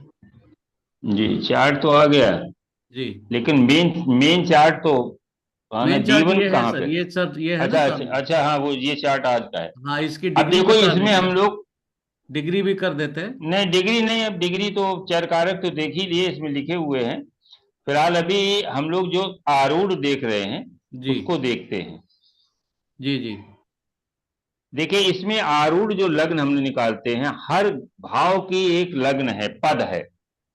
तो सबसे पहले लग्न का पद हम देखेंगे कि लग्नेश चंद्रमा बैठा हुआ है कहां पर? 12वें घर में। 12वें घर में, ठीक है ना। 12 घर लग्न आगे से चलेंगे फिर वही कर्क लग्न हाँ, आएगी। लग्न से 12वें घर में चंद्रमा बैठा है, तो चंद्रमा से 12वें घर में जब आएंगे तो ये आ लग्न गया, पद आ जाएगा। ये आ हाँ, गया। जी। चंद्रमा से 12वें में जब आएंगे तो लग्न पद आ जाएगा। 12वां इसका घर। सीधा सीधा है लग्न का, इसे आरूढ़ पद या लग्न पद। लग्न पद क्या करेंगे? लग्नेश जहां पर बैठा है, जितने भाव आगे बैठा है लग्न से, लग्नेश से उतने ही भाव आगे जब चलेंगे तो हमको लग्न का पद मिल जाएगा। यहां पर लग्न चंद्रमा की है, चंद्रमा अपने से द्वादश भाव में, अपने से 12वें भाव में बैठा है, तो चंद्रमा से 12वें भाव में लग्न का पद आ जाएगा। देखो यह जो पद दिया गया ना, तो लग्न पद लिखा है जो है वो वृक एक। राशि में लग्न का पद, ठीक जी है ना। जी। इसी प्रकार से अब देखिए द्वितीय भाव का जो पद है, द्वितीय भाव में सिंह राशि पड़ी है, सिंह राशि अपने से नवम हाउस में बैठा हुआ है, तो सूर्य से नवम हाउस जो है धनु राशि आ गया, धनु राशि में द्वितीय भाव का पद आ गया। देखो जी धनु राशि में सेकंड पद लिखा ना, सेकंड पद। जी। तो अब यहां पर देखिए धनु राशि, सूर्य जो है सेकंड भाव से नवम हाउस में बैठा हुआ है, तो सूर्य से नवम हाउस में जब हम देखेंगे तो धनु राशि आएगी, तो धनु राशि में सेकंड भाव का पद, सेकंड भाव का पद धनु राशि में है। तो ये हमने यहां से देख लिया कि इस तरह से सभी भावों के जो है पद हम लोग निकाल लेते हैं। जी, बहुत अच्छा। और इन्हीं पदों से बड़े बड़े प्रेडिक्शंस होते हैं। जैसे लग्न पद में लिखा हुआ है, चतुर्विंशात परम भाग्यम सुरपावल्यम भवेत् ध्रुवम शुभारूढ़े तत्र चारे जीवे केंद्र त्रिकोणगे। ये लिखा है कि अगर लग्न पद में कोई शुभ ग्रह बैठा है, लग्न पद में कोई शुभ ग्रह बैठा है, तो 24वें वर्ष में वो जातक अपने प्रयास के द्वारा बहुत बड़ा धन अर्जन करता है।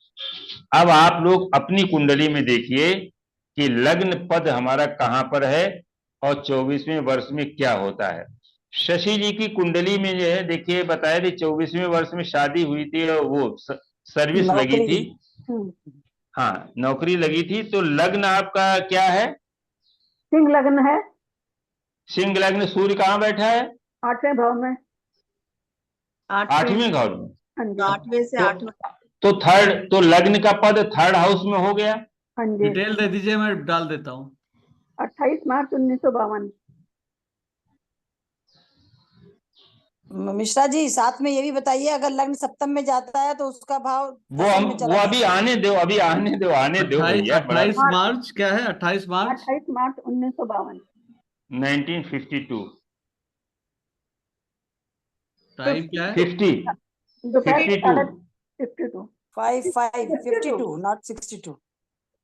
52 अच्छा 52 जी। 3:30 बजे शाम के। 15:30 हाँ चलो ठीक। प्लेस क्या है? दिल्ली। दिल्ली। टाइम आपका टाइम जो है क्या आया था? 15:30 15:30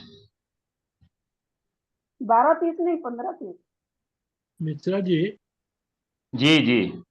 ये स्थिर और वो जो है चर, इसको किस तरफ जी हाँ ये एक मिनट देखिए इसमें जो है थर्ड हाउस में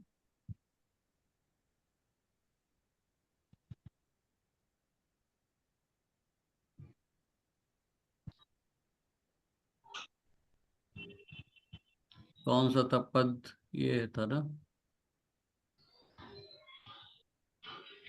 किस पेज पे था?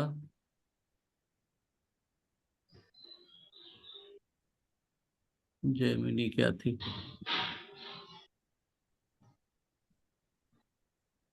ये था क्या? नहीं, पद का पी लिखा हुआ था उनमें। 1P 2P 3P। ये था पद हाँ, पद ये लिख था। ये आ हाँ, गया, ये था। आ गया पीछे इसके बैक वाला। हाँ ये भी है, ये भी है इस पर। ये भी एक है। हाँ इसमें ये भी लिखा है, आत्मकारक कौन है, अमात्य कारक कौन है, ये भी लिखा है। बहुत अच्छा हाँ दिया हुआ है। जी। तो देखिए सूर्य जो है वो अपने से अष्टम में बैठा है, तो अष्टम से अष्टम जो है तृतीय भाव में, तृतीय भाव में नहीं तुला राशि में, तुला राशि में लग्न पद है। देखो लिखा हुआ फर्स्ट पद जो है थर्ड हाउस। हाँ तुला राशि में। तुला राशि में मंगल बैठे हैं। अब देखिए मंगल जो है, मंगल को अब उन्होंने शुभ माना है अशुभ माना या और जब डिटेल में जाएंगे, पद लग्न में प्लैनेट बैठा हुआ है। अब उस समय बताया था 75 में बृहस्पति शायद यहां से गोचर कर रहा था। 24वें वर्ष में धन का एक अच्छी व्यवस्था होती है। इसी तरीके से जो सबसे प्रमुख जिसको हम लोग देखेंगे, अगर किसी भाव के संबंध को हमें देखना है, मान लीजिए अगर इनका सप्तम का पद है, तो सप्तम शनि जो है, सप्तमें शनि अपने से अष्टम में बैठा है, तो इसका जो है नवम हाउस में पद नवम हाउस में हो गया, ठीक है ना। सप्तम पद जो है नवम हाउस मेष राशि में सप्तम पद हो गया। देखो अब यहां पर शुभ ग्रह बैठा हुआ है, सप्तम पद में शुभ ग्रह बैठा हुआ है, तो ऐसे जातक का दाम्पत्य जीवन बहुत अच्छा रहता है। एक शुभ ग्रह है। अब इसके बाद देखिए पंचम का पद जरा देख लेते हैं। पंचमेश जो है बृहस्पति, ये बैठा है अष्टम में अपने से चौथे भाव में, तो यहां से चौथा भाव एकादश भाव आ गया, नहीं वो हो गया पंचम, चौथा एकादश। अब यहां पर कोई प्लेनेट नहीं है और एकादश भाव पर राहु की दृष्टि है, और राहु की दृष्टि के साथ साथ यहाँ शुक्र भी बैठा है। तो क्या पहला चाइल्ड आपका फीमेल चाइल्ड है क्या? नहीं सर, मेल चाइल्ड है पहला। तो बुध का हो सकता है कि बुध का यहाँ ये आ गया हो। इनके जो हम लोग प्रिडिक्शन देखेंगे, अभी फिलहाल इतना लगा के देख लो कि मतलब इनको पद हम कैसे निकालते हैं। इसका बताने का केवल एक कारण है कि जो D9 चार्ट से हम लोग विवाह के बारे में चर्चा करते हैं, तो जैमिनी ऋषि ने उपपद से जो है विवाह की सारी चर्चा की है। उपपद कहां पर स्थित है, उपपद में कौन सा ग्रह बैठा है, कौन सा ग्रह देख रहा है, तो ये सारी चीजें हम बताएंगे कि दृष्टियां कौन सी ली जाएंगी। इसमें जैमिनी दृष्टियां नहीं ली जाती हैं, इसमें दृष्टियां सामान्य ही ली जाती हैं। तो वो सारी चीजें हम डिस्कस, अभी तो हमें केवल पद लग्न कैसे निकालते हैं, तो सभी लोग अपने अपने चार्ट का देखो, सबसे सॉफ्टवेयर है निकल आएगा, लेकिन पद लग्न ये निकालने के लिए हमें अपना अपना चार्ट देख लें। अब इसमें कुछ जो है वो एक्सेप्शंस हैं, वो नोट कर लो। ये तो एक सामान्य प्रक्रिया हो गई, एक्सेप्शंस जो हैं वो नोट कर लो, वही मुख्य है। कि जैसे अगर किसी भाव का स्वामी अपने से सप्तम में बैठा है, पहला एक्सेप्शन है, अगर किसी भाव का स्वामी अपने से सप्तम में बैठा है, तो उसका पद सप्तम से सप्तम माने उसी भाव में जाएगा जो मान्य नहीं है, संभाव में चला जाएगा।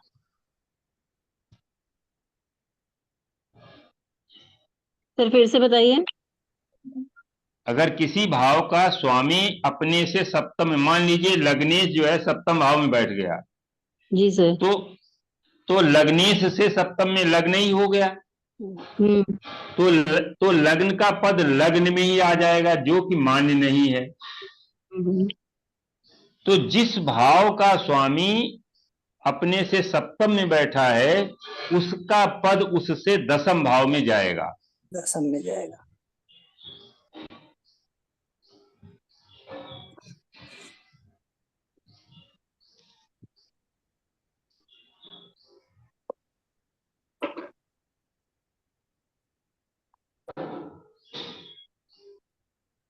ठीक।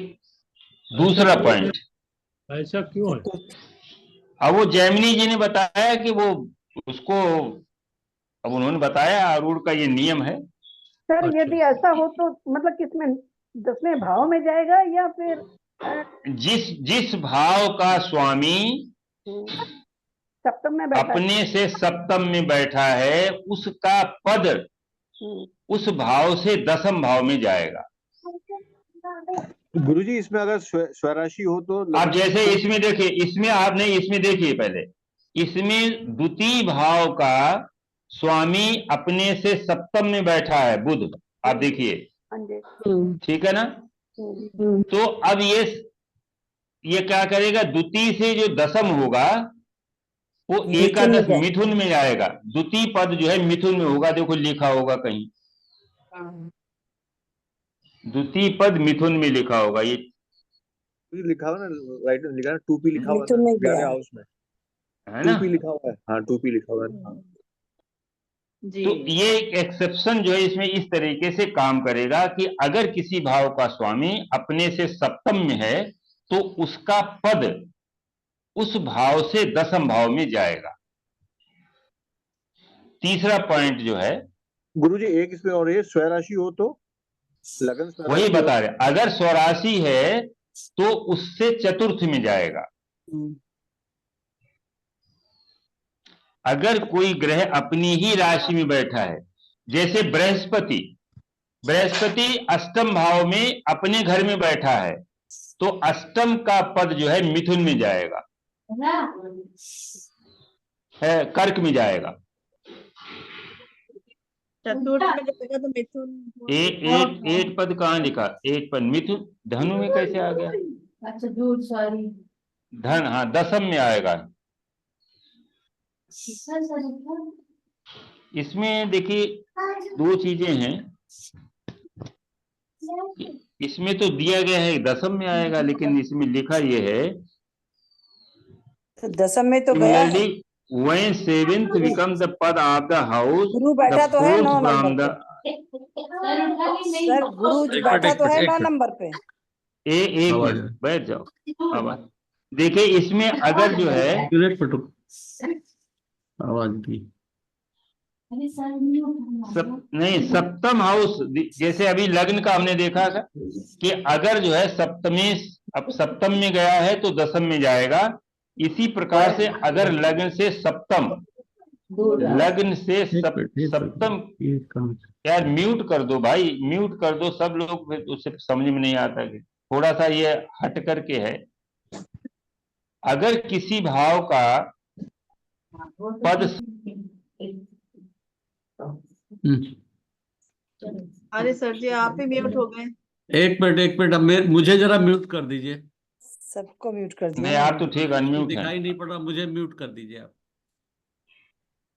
जी अब मैं नहीं कर सकती हूँ सर जी, मैं होस्ट नहीं रही अभी। अब आप करिए अपने आप जो भी करना हो।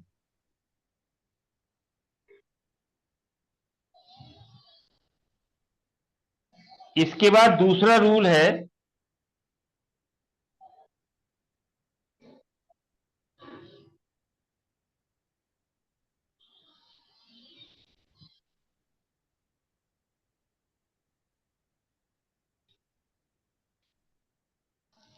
कि अगर किसी भाव का स्वामी सप्तम में बैठा है, अपने से सप्तम में जैसे बैठा है, यहाँ द्वितीय भाव का स्वामी सप्तम में बैठा है, तो ओरिजिनल हाउस से तो इससे दशम हाउस में चला जाएगा। तो अभी हम लोगों ने पढ़ा है कि इससे दशम हाउस मिथुन राशि में, सेकंड का जो है मिथुन राशि में गया है। और इसके बाद एक और रूल है, अगर किसी भाव का स्वामी अपने से फोर्थ हाउस में है, किसी भाव का स्वामी अपने से फोर्थ हाउस में है, तो उसका पद भी वही रहेगा।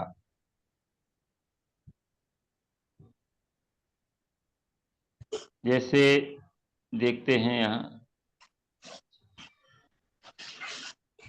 जैसे पंचम का पद जो है, पंचम का पद मीन राशि में आएगा, क्योंकि पंचमेश अपने से फोर्थ हाउस में गया है जी। पंचमेश अपने से फोर्थ हाउस में गया है, इसलिए पंचम का पद भी वहीं पर होगा मीन राशि में। तो ये तीन जो है, ये जो इसमें एक्सेप्शंस हैं, उनको याद रखिएगा। हाँ, मीन में ही है पंचम का पद। सप्तम का है, चतुर्थ का है, और मतलब लग्न का है। अगर लग्न का पद लग्न में ही आता है, तो वो भी जो है उसमें अपने से वही दशम में जाएगा, अपने से दशम में जाएगा।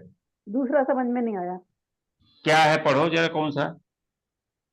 चौथा है तो मिश्रा जी वही रहेगा ना, पंचम भाव में। हाँ, जैसे लग्न का पंचमेश नहीं, जैसे पंचमेश नहीं, नहीं, जहां पर नहीं, जहां गया है वहीं रहेगा। जैसे पंचमेश, देखिए पंचमेश बृहस्पति अपने से फोर्थ हाउस में गया है, तो पंचम का पद भी वहीं पर होगा, मीन राशि में होगा। और यहाँ देखो दिया नहीं है पंचम का है, और अष्टम का जो है, अष्टम का वहीं बैठा है, तो वो पंचम में चला गया है। राइट, हाँ, दशम में चला गया मतलब। हाँ, वो अपने से, अगर कोई ग्रह अपनी ही राशि में बैठा है, तो उससे सप्तम, देखिए सप्तम में पद नहीं रहता है, ये ध्यान रखिएगा। ठीक, अगर लगने कोई अपने से सप्तम में गया तो दशम में चला जाएगा, तो और अगर वहीं बैठा है तो भी दशम में चला जाएगा।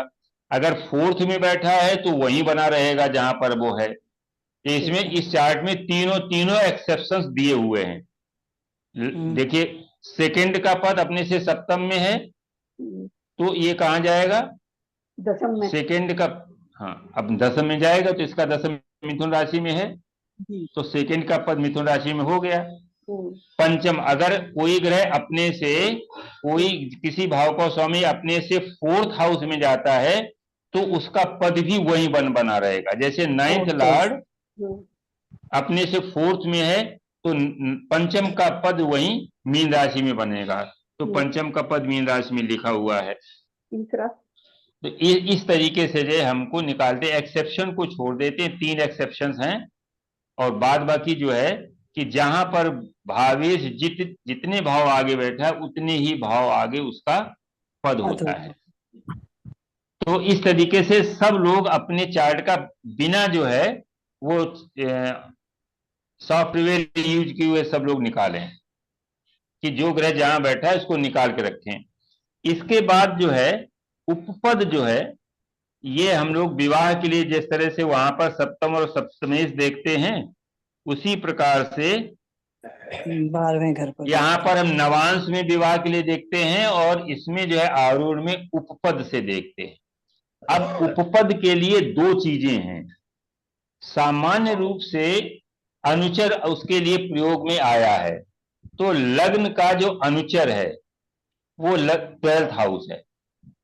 लग्न का जो अनुचर है वो 12th हाउस है, तो 12th हाउस का जो पद है वो उसे उपपद कहते हैं। यहां पर 12th हाउस का जो पद है, चंद्रमा है वहां का स्वामी, और चंद्रमा अपने से दशम में बैठा हुआ है, तो चंद्रमा से दशम जो है वो मकर राशि आएगी, तो उपपद जो है हमारा मकर राशि में आएगा। मकर राशि में लिखा होगा 10, ठीक है।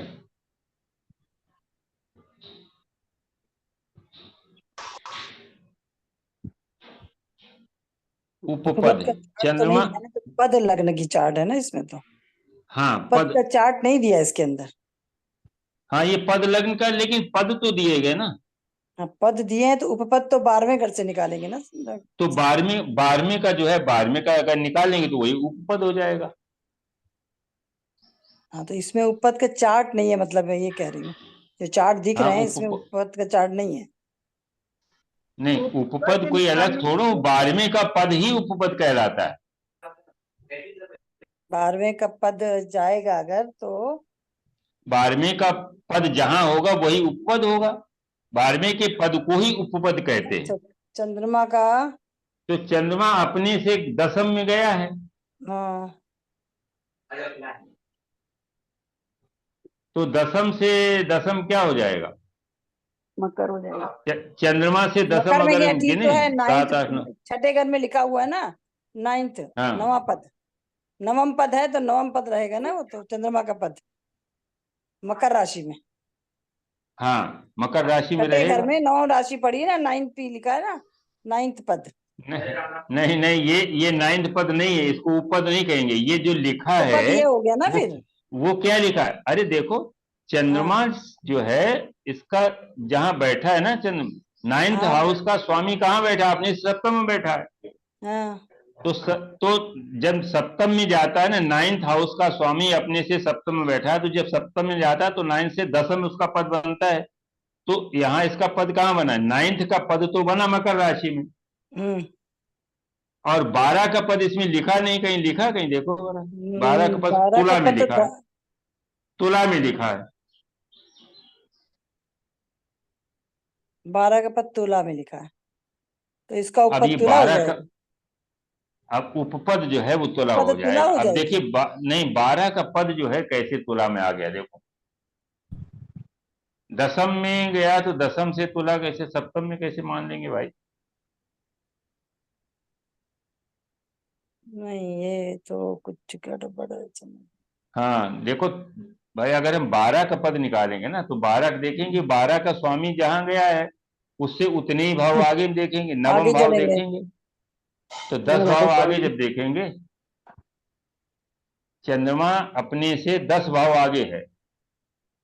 हाँ तो तो तो यहाँ से 10 चंद्रमा भाव से फिर आगे 10, चले। हाँ तो चंद्रमा से यहाँ से 10 भाव जब आगे, हाँ सर 10 साथ ही भाव तो आ आगे रहा है, चलेंगे तो वृश्चिक में साथ आएगा। ही यहाँ इससे यहाँ 10 नहीं भाव आगे वृश्चिक चलेंगे क्यों, ना, 1 2 धनु 3 में 10 4 भाव नहीं, 5 चलेंगे। मेष में है। हाँ मेष से सर दसम तो मेष से मकर हुआ, मेष से मकर, दसम तो मकर हुआ, लेकिन यहाँ हाँ तुला तो कैसे दिया गया? जैसे वहां पे नियम आपने बताया था कि अपने से कोई सप्तम में जाएगा तो उसको दसम में मानेंगे, तो कहीं यहाँ सप्तम ऐसा में तो नहीं कि अपने से कोई दसम में जाएगा तो नहीं, उसको ऐसा वहां नहीं है, सप्तम मानेंगे? पद में ऐसा नहीं है। देखते हैं चलाट भाव in the 4th house from the भाव नो काउंटिंग, पर आगे कोई रूल तो दिख नहीं रहा। ना, अपने से 12वें घर का स्वामी पद होता है, पद का। उपपद जो है वो 12वें भाव का ही स्वामी हाँ जी, होता है, और इसमें दो जो है थॉट प्रोसेस हैं। एक कहते हैं कि अगर अगर राशि हमारी स्थिर है तो द्वादश का लेंगे, और अगर चर है या सम विषम में आए, अगर तो सम सेकंड राशि कर है लेंगे। हाँ, तो हम द्वादश का लेंगे, और विषम राशि है तो सेकंड का लेंगे। सेकंड तो कर लेंगे। सेकंड, हाँ तो सेकंड का लेंगे। लेकिन ये 12 का जो पद है ना, ये गड़बड़ दिख रहा है। यहाँ 12 का जो पद है वो अपने से दसम में गया है, तो दसम से दसम तो ये मकर राशि आएगी, यहाँ तुला कैसे लिख दिया भाई? एक कोई कुंडली और डाल करके देख लीजिए तो कंफर्म हो जाएगा। नहीं, उसमें कैलकुलेशन तो एक ही होगा ना बेटा। अच्छा, एक कुंडली हम देखते हैं, इसमें हमारे पास सप्तम का, सप्तमेश शुक्र कहाँ गया है? सप्तमेश शुक्र, एक चार्ट देखते हैं, हमारा एक है वहाँ भोपाल का चार्ट है। शुक्र अपने से नवम गया है, तो नवम से नवम 3 7 11 में होना चाहिए। कुंभ में 12 पद नहीं, यहाँ कुछ गलत है। किताब में जो चार्ट बना हुआ है वो चार्ट में 12 पद उसी तरीके से है, जहाँ गया है वहां से उतने भाव आगे। ये 12 लिखा है, और ये द्वितीय का भी है। चलो देखते हैं फिर इसको कैसे। अब इसमें जो है सब लोग बना के रखेंगे, फिर इसके बाद जो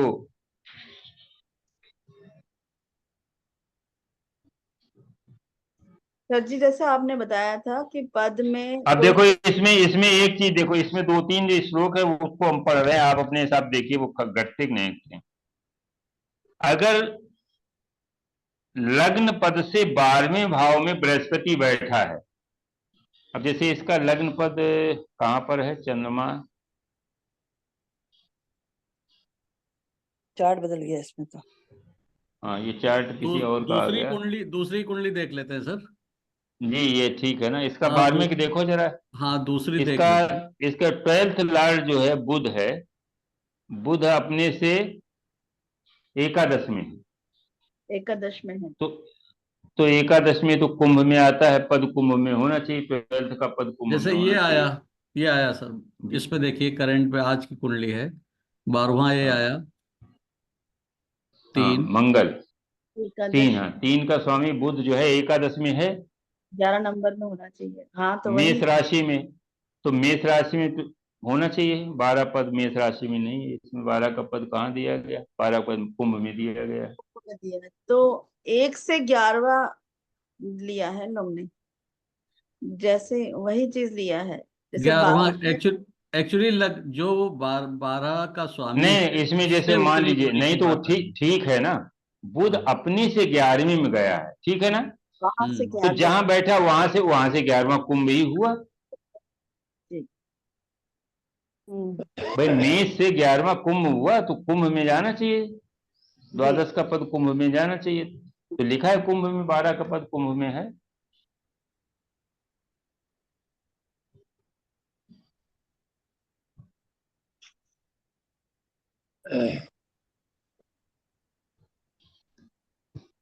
मिश्रा जी, जी जी, ये पद की क्या वैल्यू है?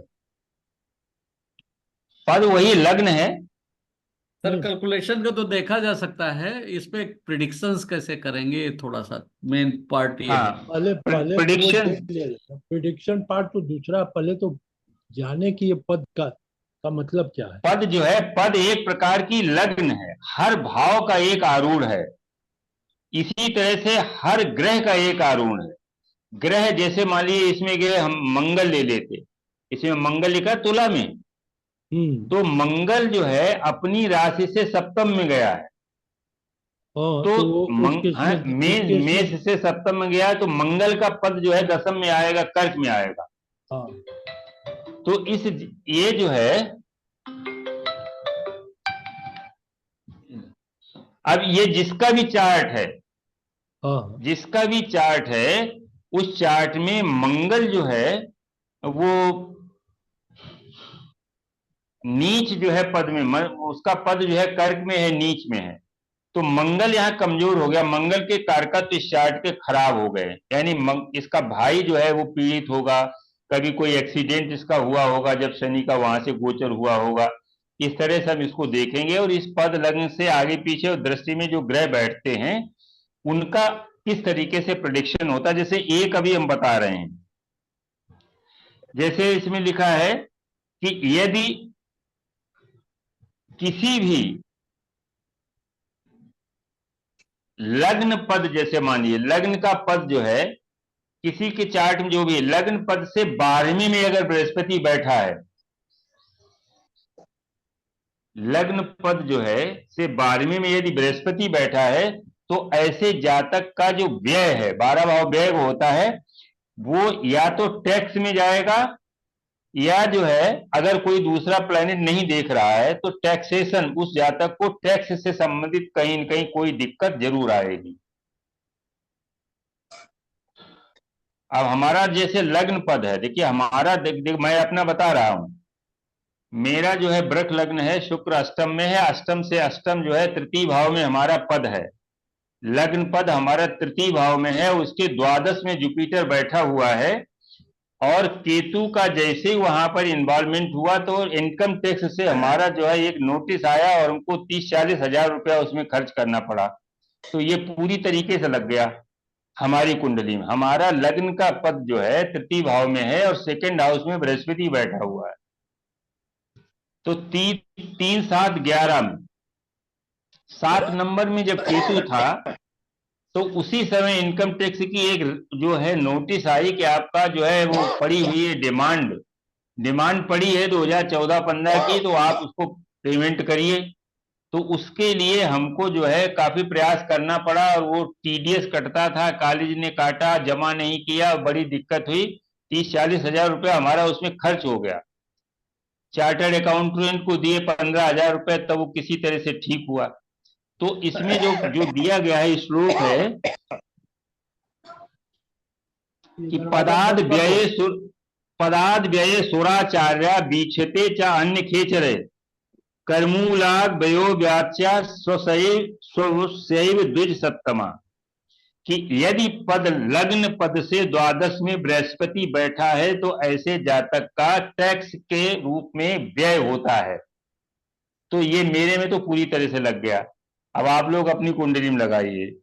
इसी प्रकार से एक और श्लोक है कि यदि शनि, अगर लग्न पद से द्वादश भाव में शनि बैठा है और यदि मंगल दृष्ट कर रहा है या मंगल वहां पर बैठा है, तो ऐसे जातक को भाइयों के ऊपर खर्च करना पड़ेगा, भाइयों के माध्यम से खर्च करना पड़ेगा, या उसके पैसे को भाई खर्च कर डालेंगे।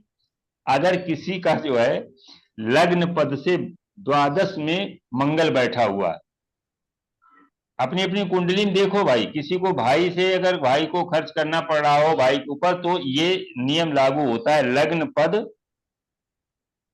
आपका कन्या लग्न है ना राय साहब?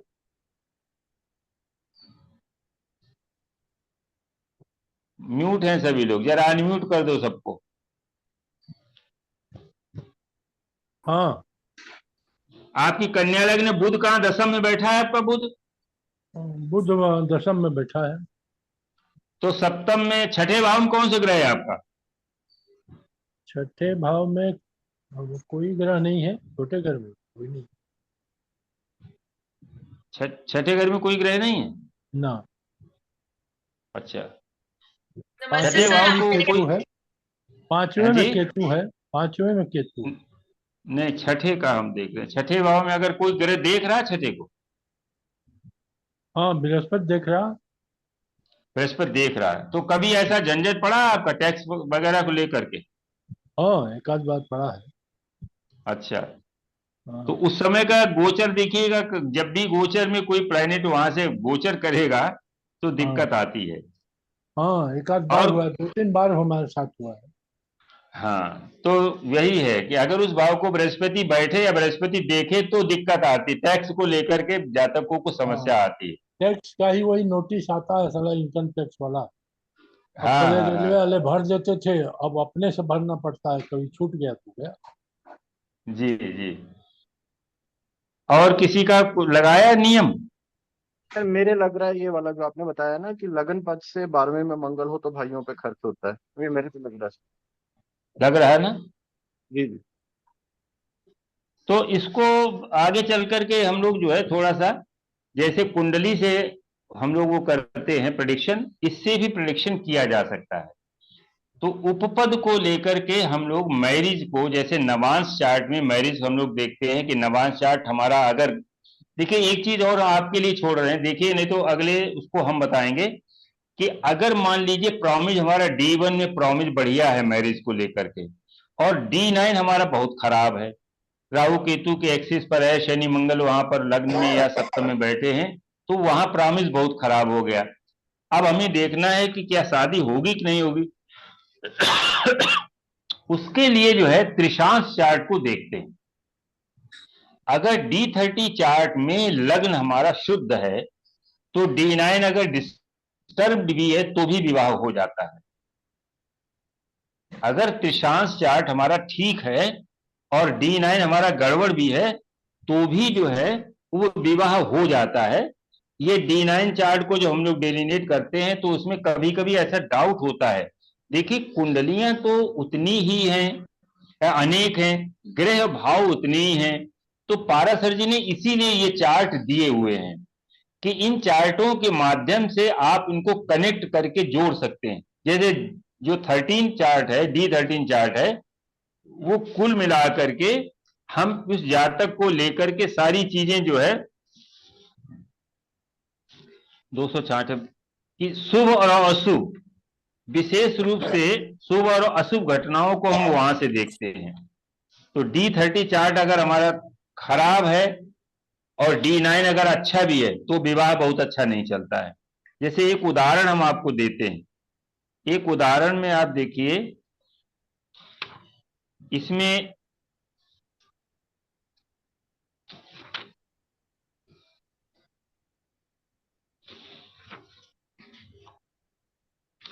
एक चार्ट हम लगाते हैं, इसमें D1, D9 और D30 को तीनों को एक साथ देखते हैं।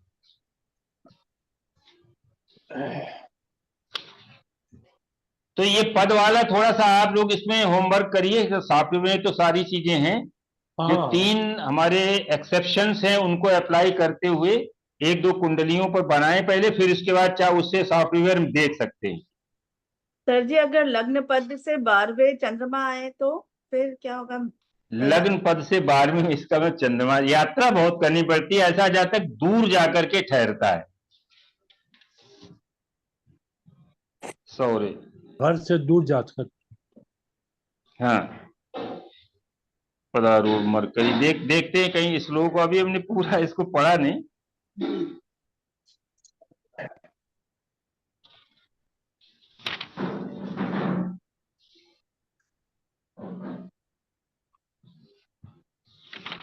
क्या बता रहे हैं मिश्रा जी? चंद्रमा लग्न पद से 12वें जाए तो अगर चंद्रमा लग्न पद से 12वें में हो तो बहुत ज्यादा यात्रा करनी पड़ती है और व्यय जो है बहुत होता है। मेरा है लग्न पद दसम में गया है, मेरा तो सप्तम में था ना, और 12वें घर में उससे हाँ, चंद्रमा है अपने घर का। तो आप यात्रा खूब करती हैं कि नहीं करती? हमारे पैर में तो सरसों लगी है, घूमते ही रहते हैं। अच्छा, घूमते ही रहे, अभी तो हैदराबाद चले गए, अब तो घर से निकल हाँ गए वही, दूर। अब तो बहुत दूर निकल गई।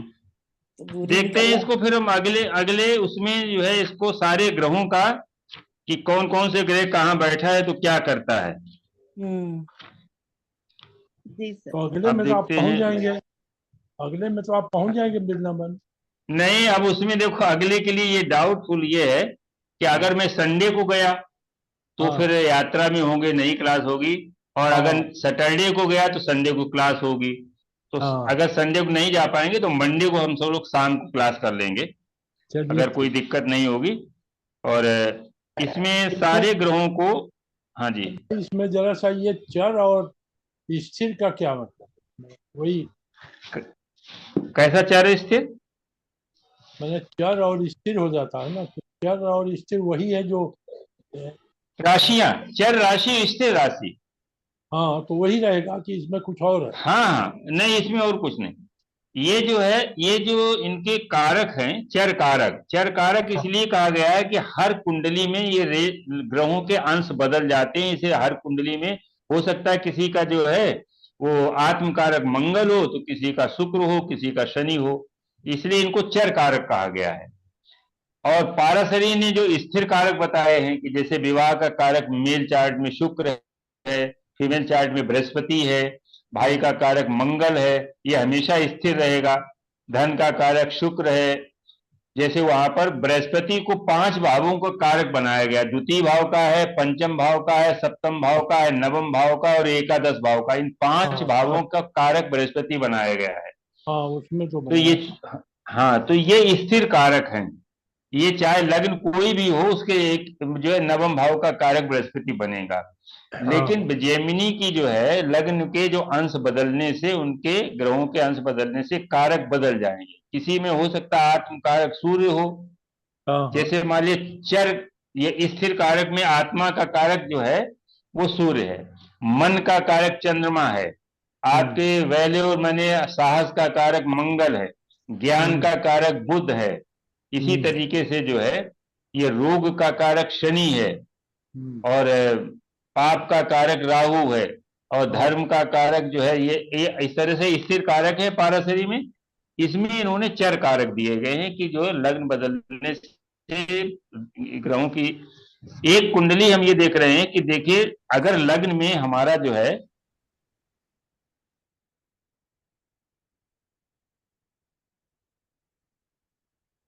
कहते हैं कि भाई शादी होना बड़ा कठिन है, लेकिन अगर D9 चार्ट सही है तो शादी पक्की हो जाएगी, और कभी कभी अर्ली मैरिज भी हो जाती है। तो एक चार्ट इसमें लगा दो,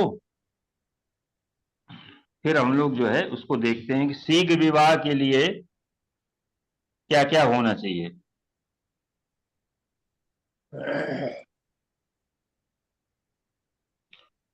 21 अप्रैल 1973 का है। आप लगा दीजिए। हाँ जी जी ठीक है। मेल चार्ट है। टाइम ऑफ बर्थ 1759, 1759 है कि 18 लिख दो। मुंबई।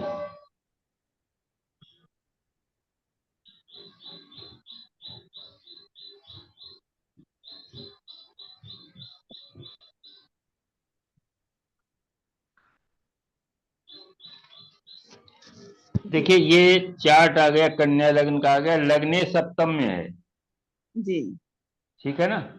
जी। तो इसका मतलब इसका लग्न का पद कहाँ जाएगा? दशम में, मिथुन में, दशम में जाएगा। हाँ, दशम में जाएगा। अब देखो सप्तम का पद अगर हम देखें तो कैसे निकालेंगे, इसमें पद देखेंगे फिर इसको हम D9 से देखेंगे। सप्तम का पद जो है वो सप्तमेश बृहस्पति अपने से एकादश में, ठीक है ना, और एकादश का जो पद जाएगा वो चंद्रमा के साथ में जाएगा। बृहस्पति से एकादश जो चंद्रमा। अब देखिए आप कि जैमिनी ऋषि की विधा कितनी अच्छी है। चंद्रमा जो है सप्तम का पद, सप्तम में बुध बैठा है और चंद्रमा में उसका पद जो है, पद लग्न में चंद्रमा बैठा है। चंद्रमा शीघ्रता का कारक, जी, चंद्रमा शीघ्रता का कारक है, तो इसका विवाह अर्ली होना चाहिए, ये पद लग्न बता रहा है। अब देखो उससे हम जरा देखें, कि लग्न पर सप्तम हाउस पर क्या स्थिति है, सप्तमेश एकादश में है और अष्टमेश के साथ में है। अब देखो सप्तमेश और अष्टमेश की युति हो गई, तो ये डिले कराने की स्थिति बन गई। और इसके बाद जो है इस पर कोई शुभ दृष्टि नहीं है, इस पर कोई शुभ दृष्टि नहीं है। अब D9 चार्ट को जरा हम देखेंगे। D9 देखिए, लग्न में ही शनि मंगल राहु 3 पापी ग्रह बैठे हुए हैं। आपने पढ़ा है कि D9 चार्ट का जो लग्न है वो प्राइम पैरामीटर है विवाह के लिए, और वो ये बता रहा है कि वहां पर बहुत पीड़ा है। विवाह यदि होगा भी तो बहुत लेट विवाह होगा। तो अब इसको निर्णय कैसे करेंगे? पद लग्न बता रहा है बहुत अर्ली शादी होनी चाहिए। नमाज चार्ट हमारा बता रहा है कि बहुत लेट होना चाहिए, शनि मंगल राहु तीनों बैठे हुए। तो अब इसको हम कंफर्म करने के लिए D30 चार्ट देखेंगे। अगर D30 चार्ट की लग्न यानी जीवन में दुष्प्रभाव की संख्या अगर बहुत कम है तो बहुत जल्दी विवाह होने के चांस रहते हैं। अब देखो D30 चार्ट जब हम लोग देखेंगे तो D30 चार्ट में क्या आ गया? वृश्चिक लग्न, वृश्चिक लग्न है। वृश्चिक लग्न आई। मंगल चंद्रमा शुक्र अब देखो यहां पर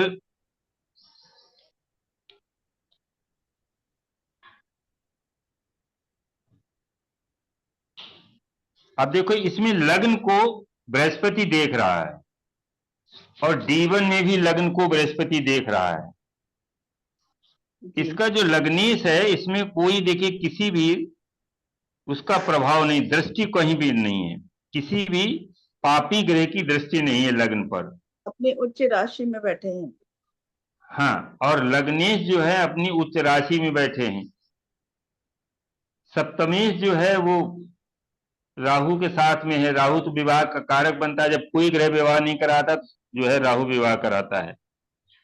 तो इसकी शादी जो है 22 साल की उम्र में हो गई।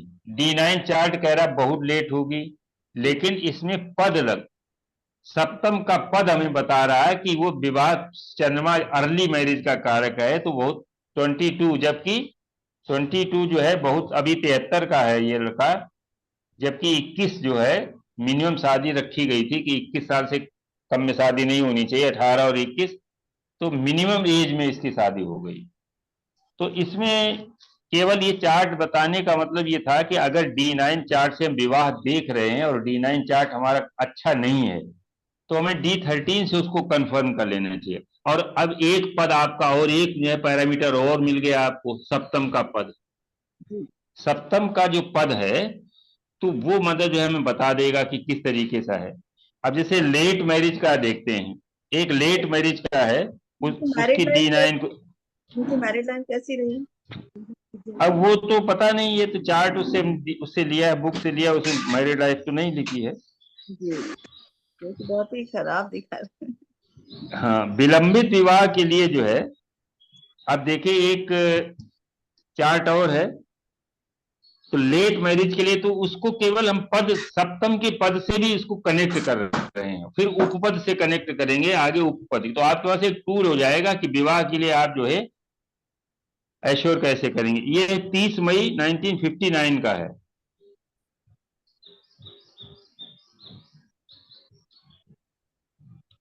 और टाइम है इसका 10:10 AM दिल्ली का।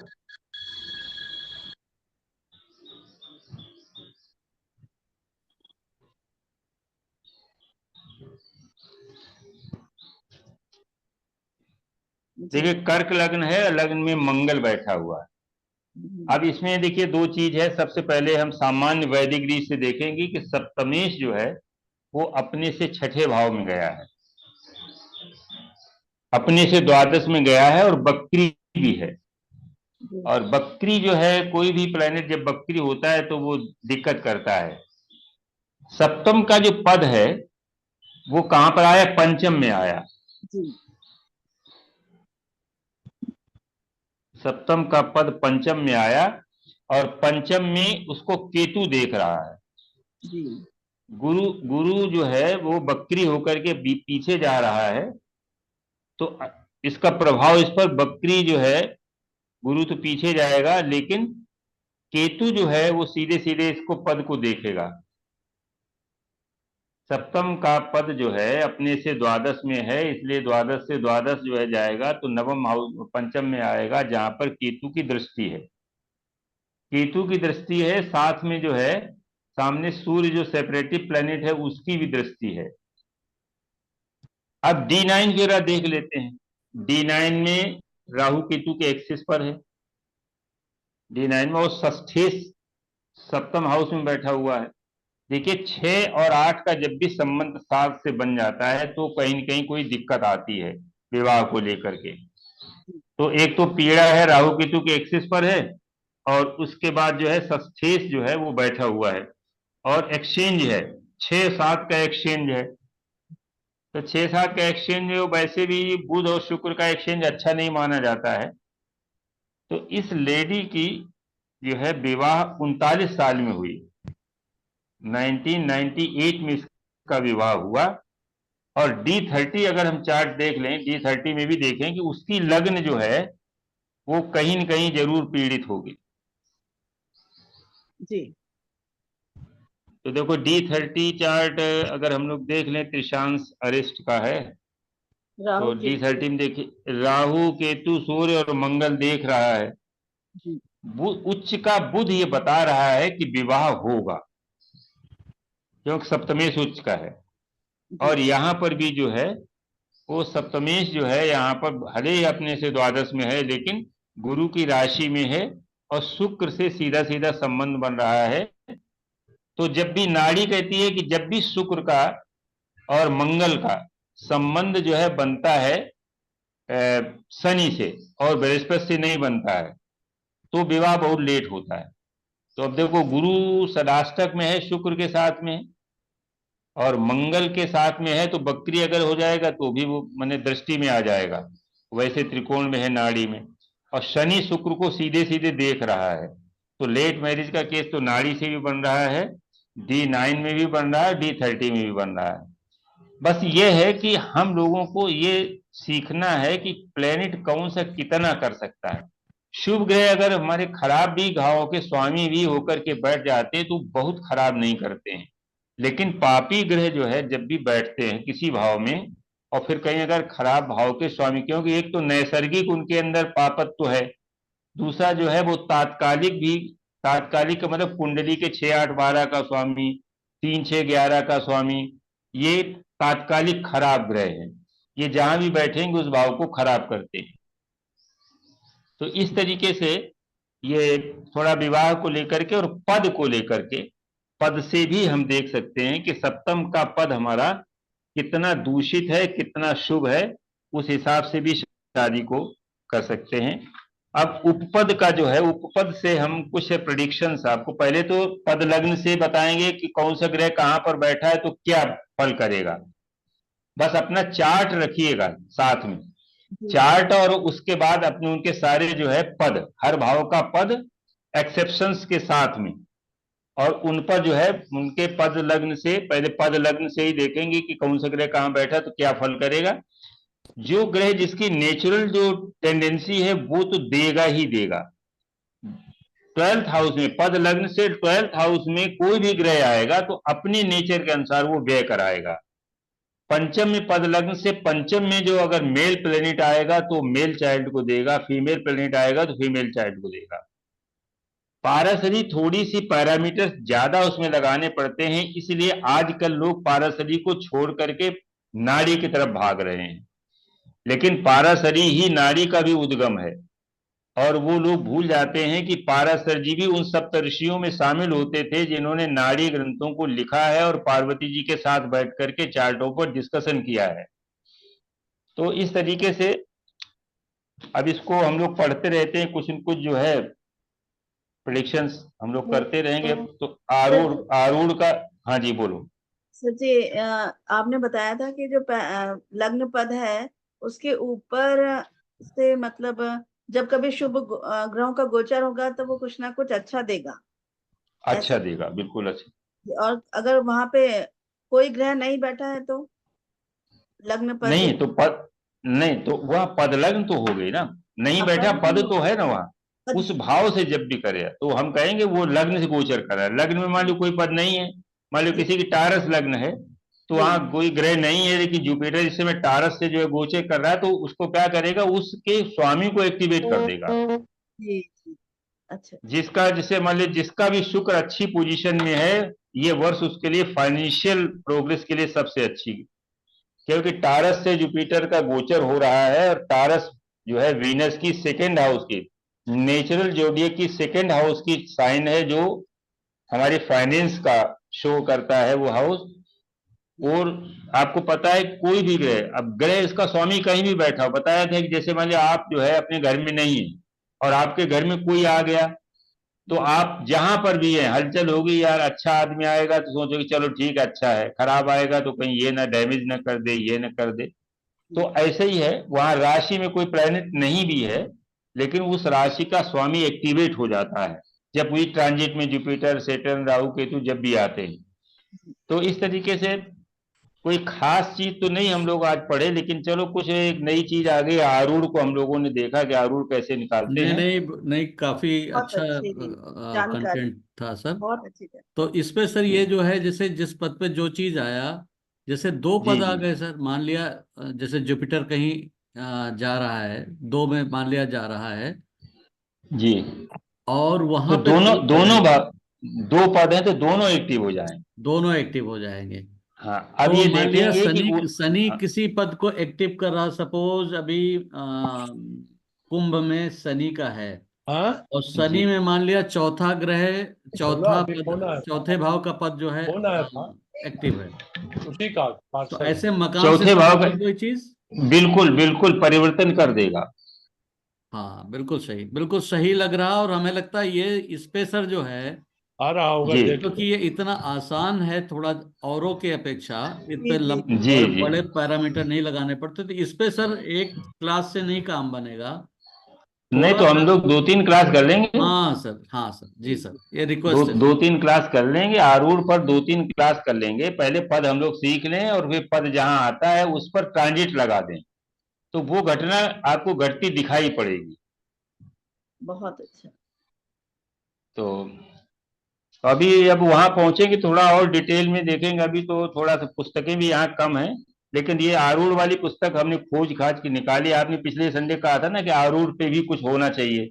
नहीं, ये सर बड़ा अच्छा लगा एक्चुअली, ये चीजें समझ में नहीं आ रही थी। हाँ अभी अभी बहुत सारी जगहों पे आरूढ़ पद और ये सब आरूढ़ लिखा होता तो है, लेकिन क्या है कि इनफैक्ट जैसे आज आपने जस्ट एक ट्रांजिट का ही बता दिया, इतना आसान सा, कि भाई जी यहाँ से कोई ये गुजर रहा है, बड़ा सिंपल सा है कि कोई प्लेनेट कहीं से गुजर रहा है, उस पे कौन सा पद है, उससे एक्टिविटी हो गई। जी, जी सर। चलिए ठीक है, फिर आज हम लोग यहीं समाप्त करते हैं। सर प्रणाम, चरण स्पर्श। नमस्कार। बहुत आज वो कैलाश जी नहीं, नमस्कार सर, कैलाश जी नहीं नमस्कार। थे ना, कैलाश जी नहीं थे ना आज। कैलाश जी, हाँ कैलाश जी नहीं थे। तो जैसे मान लीजिए होता है ना किसी को जय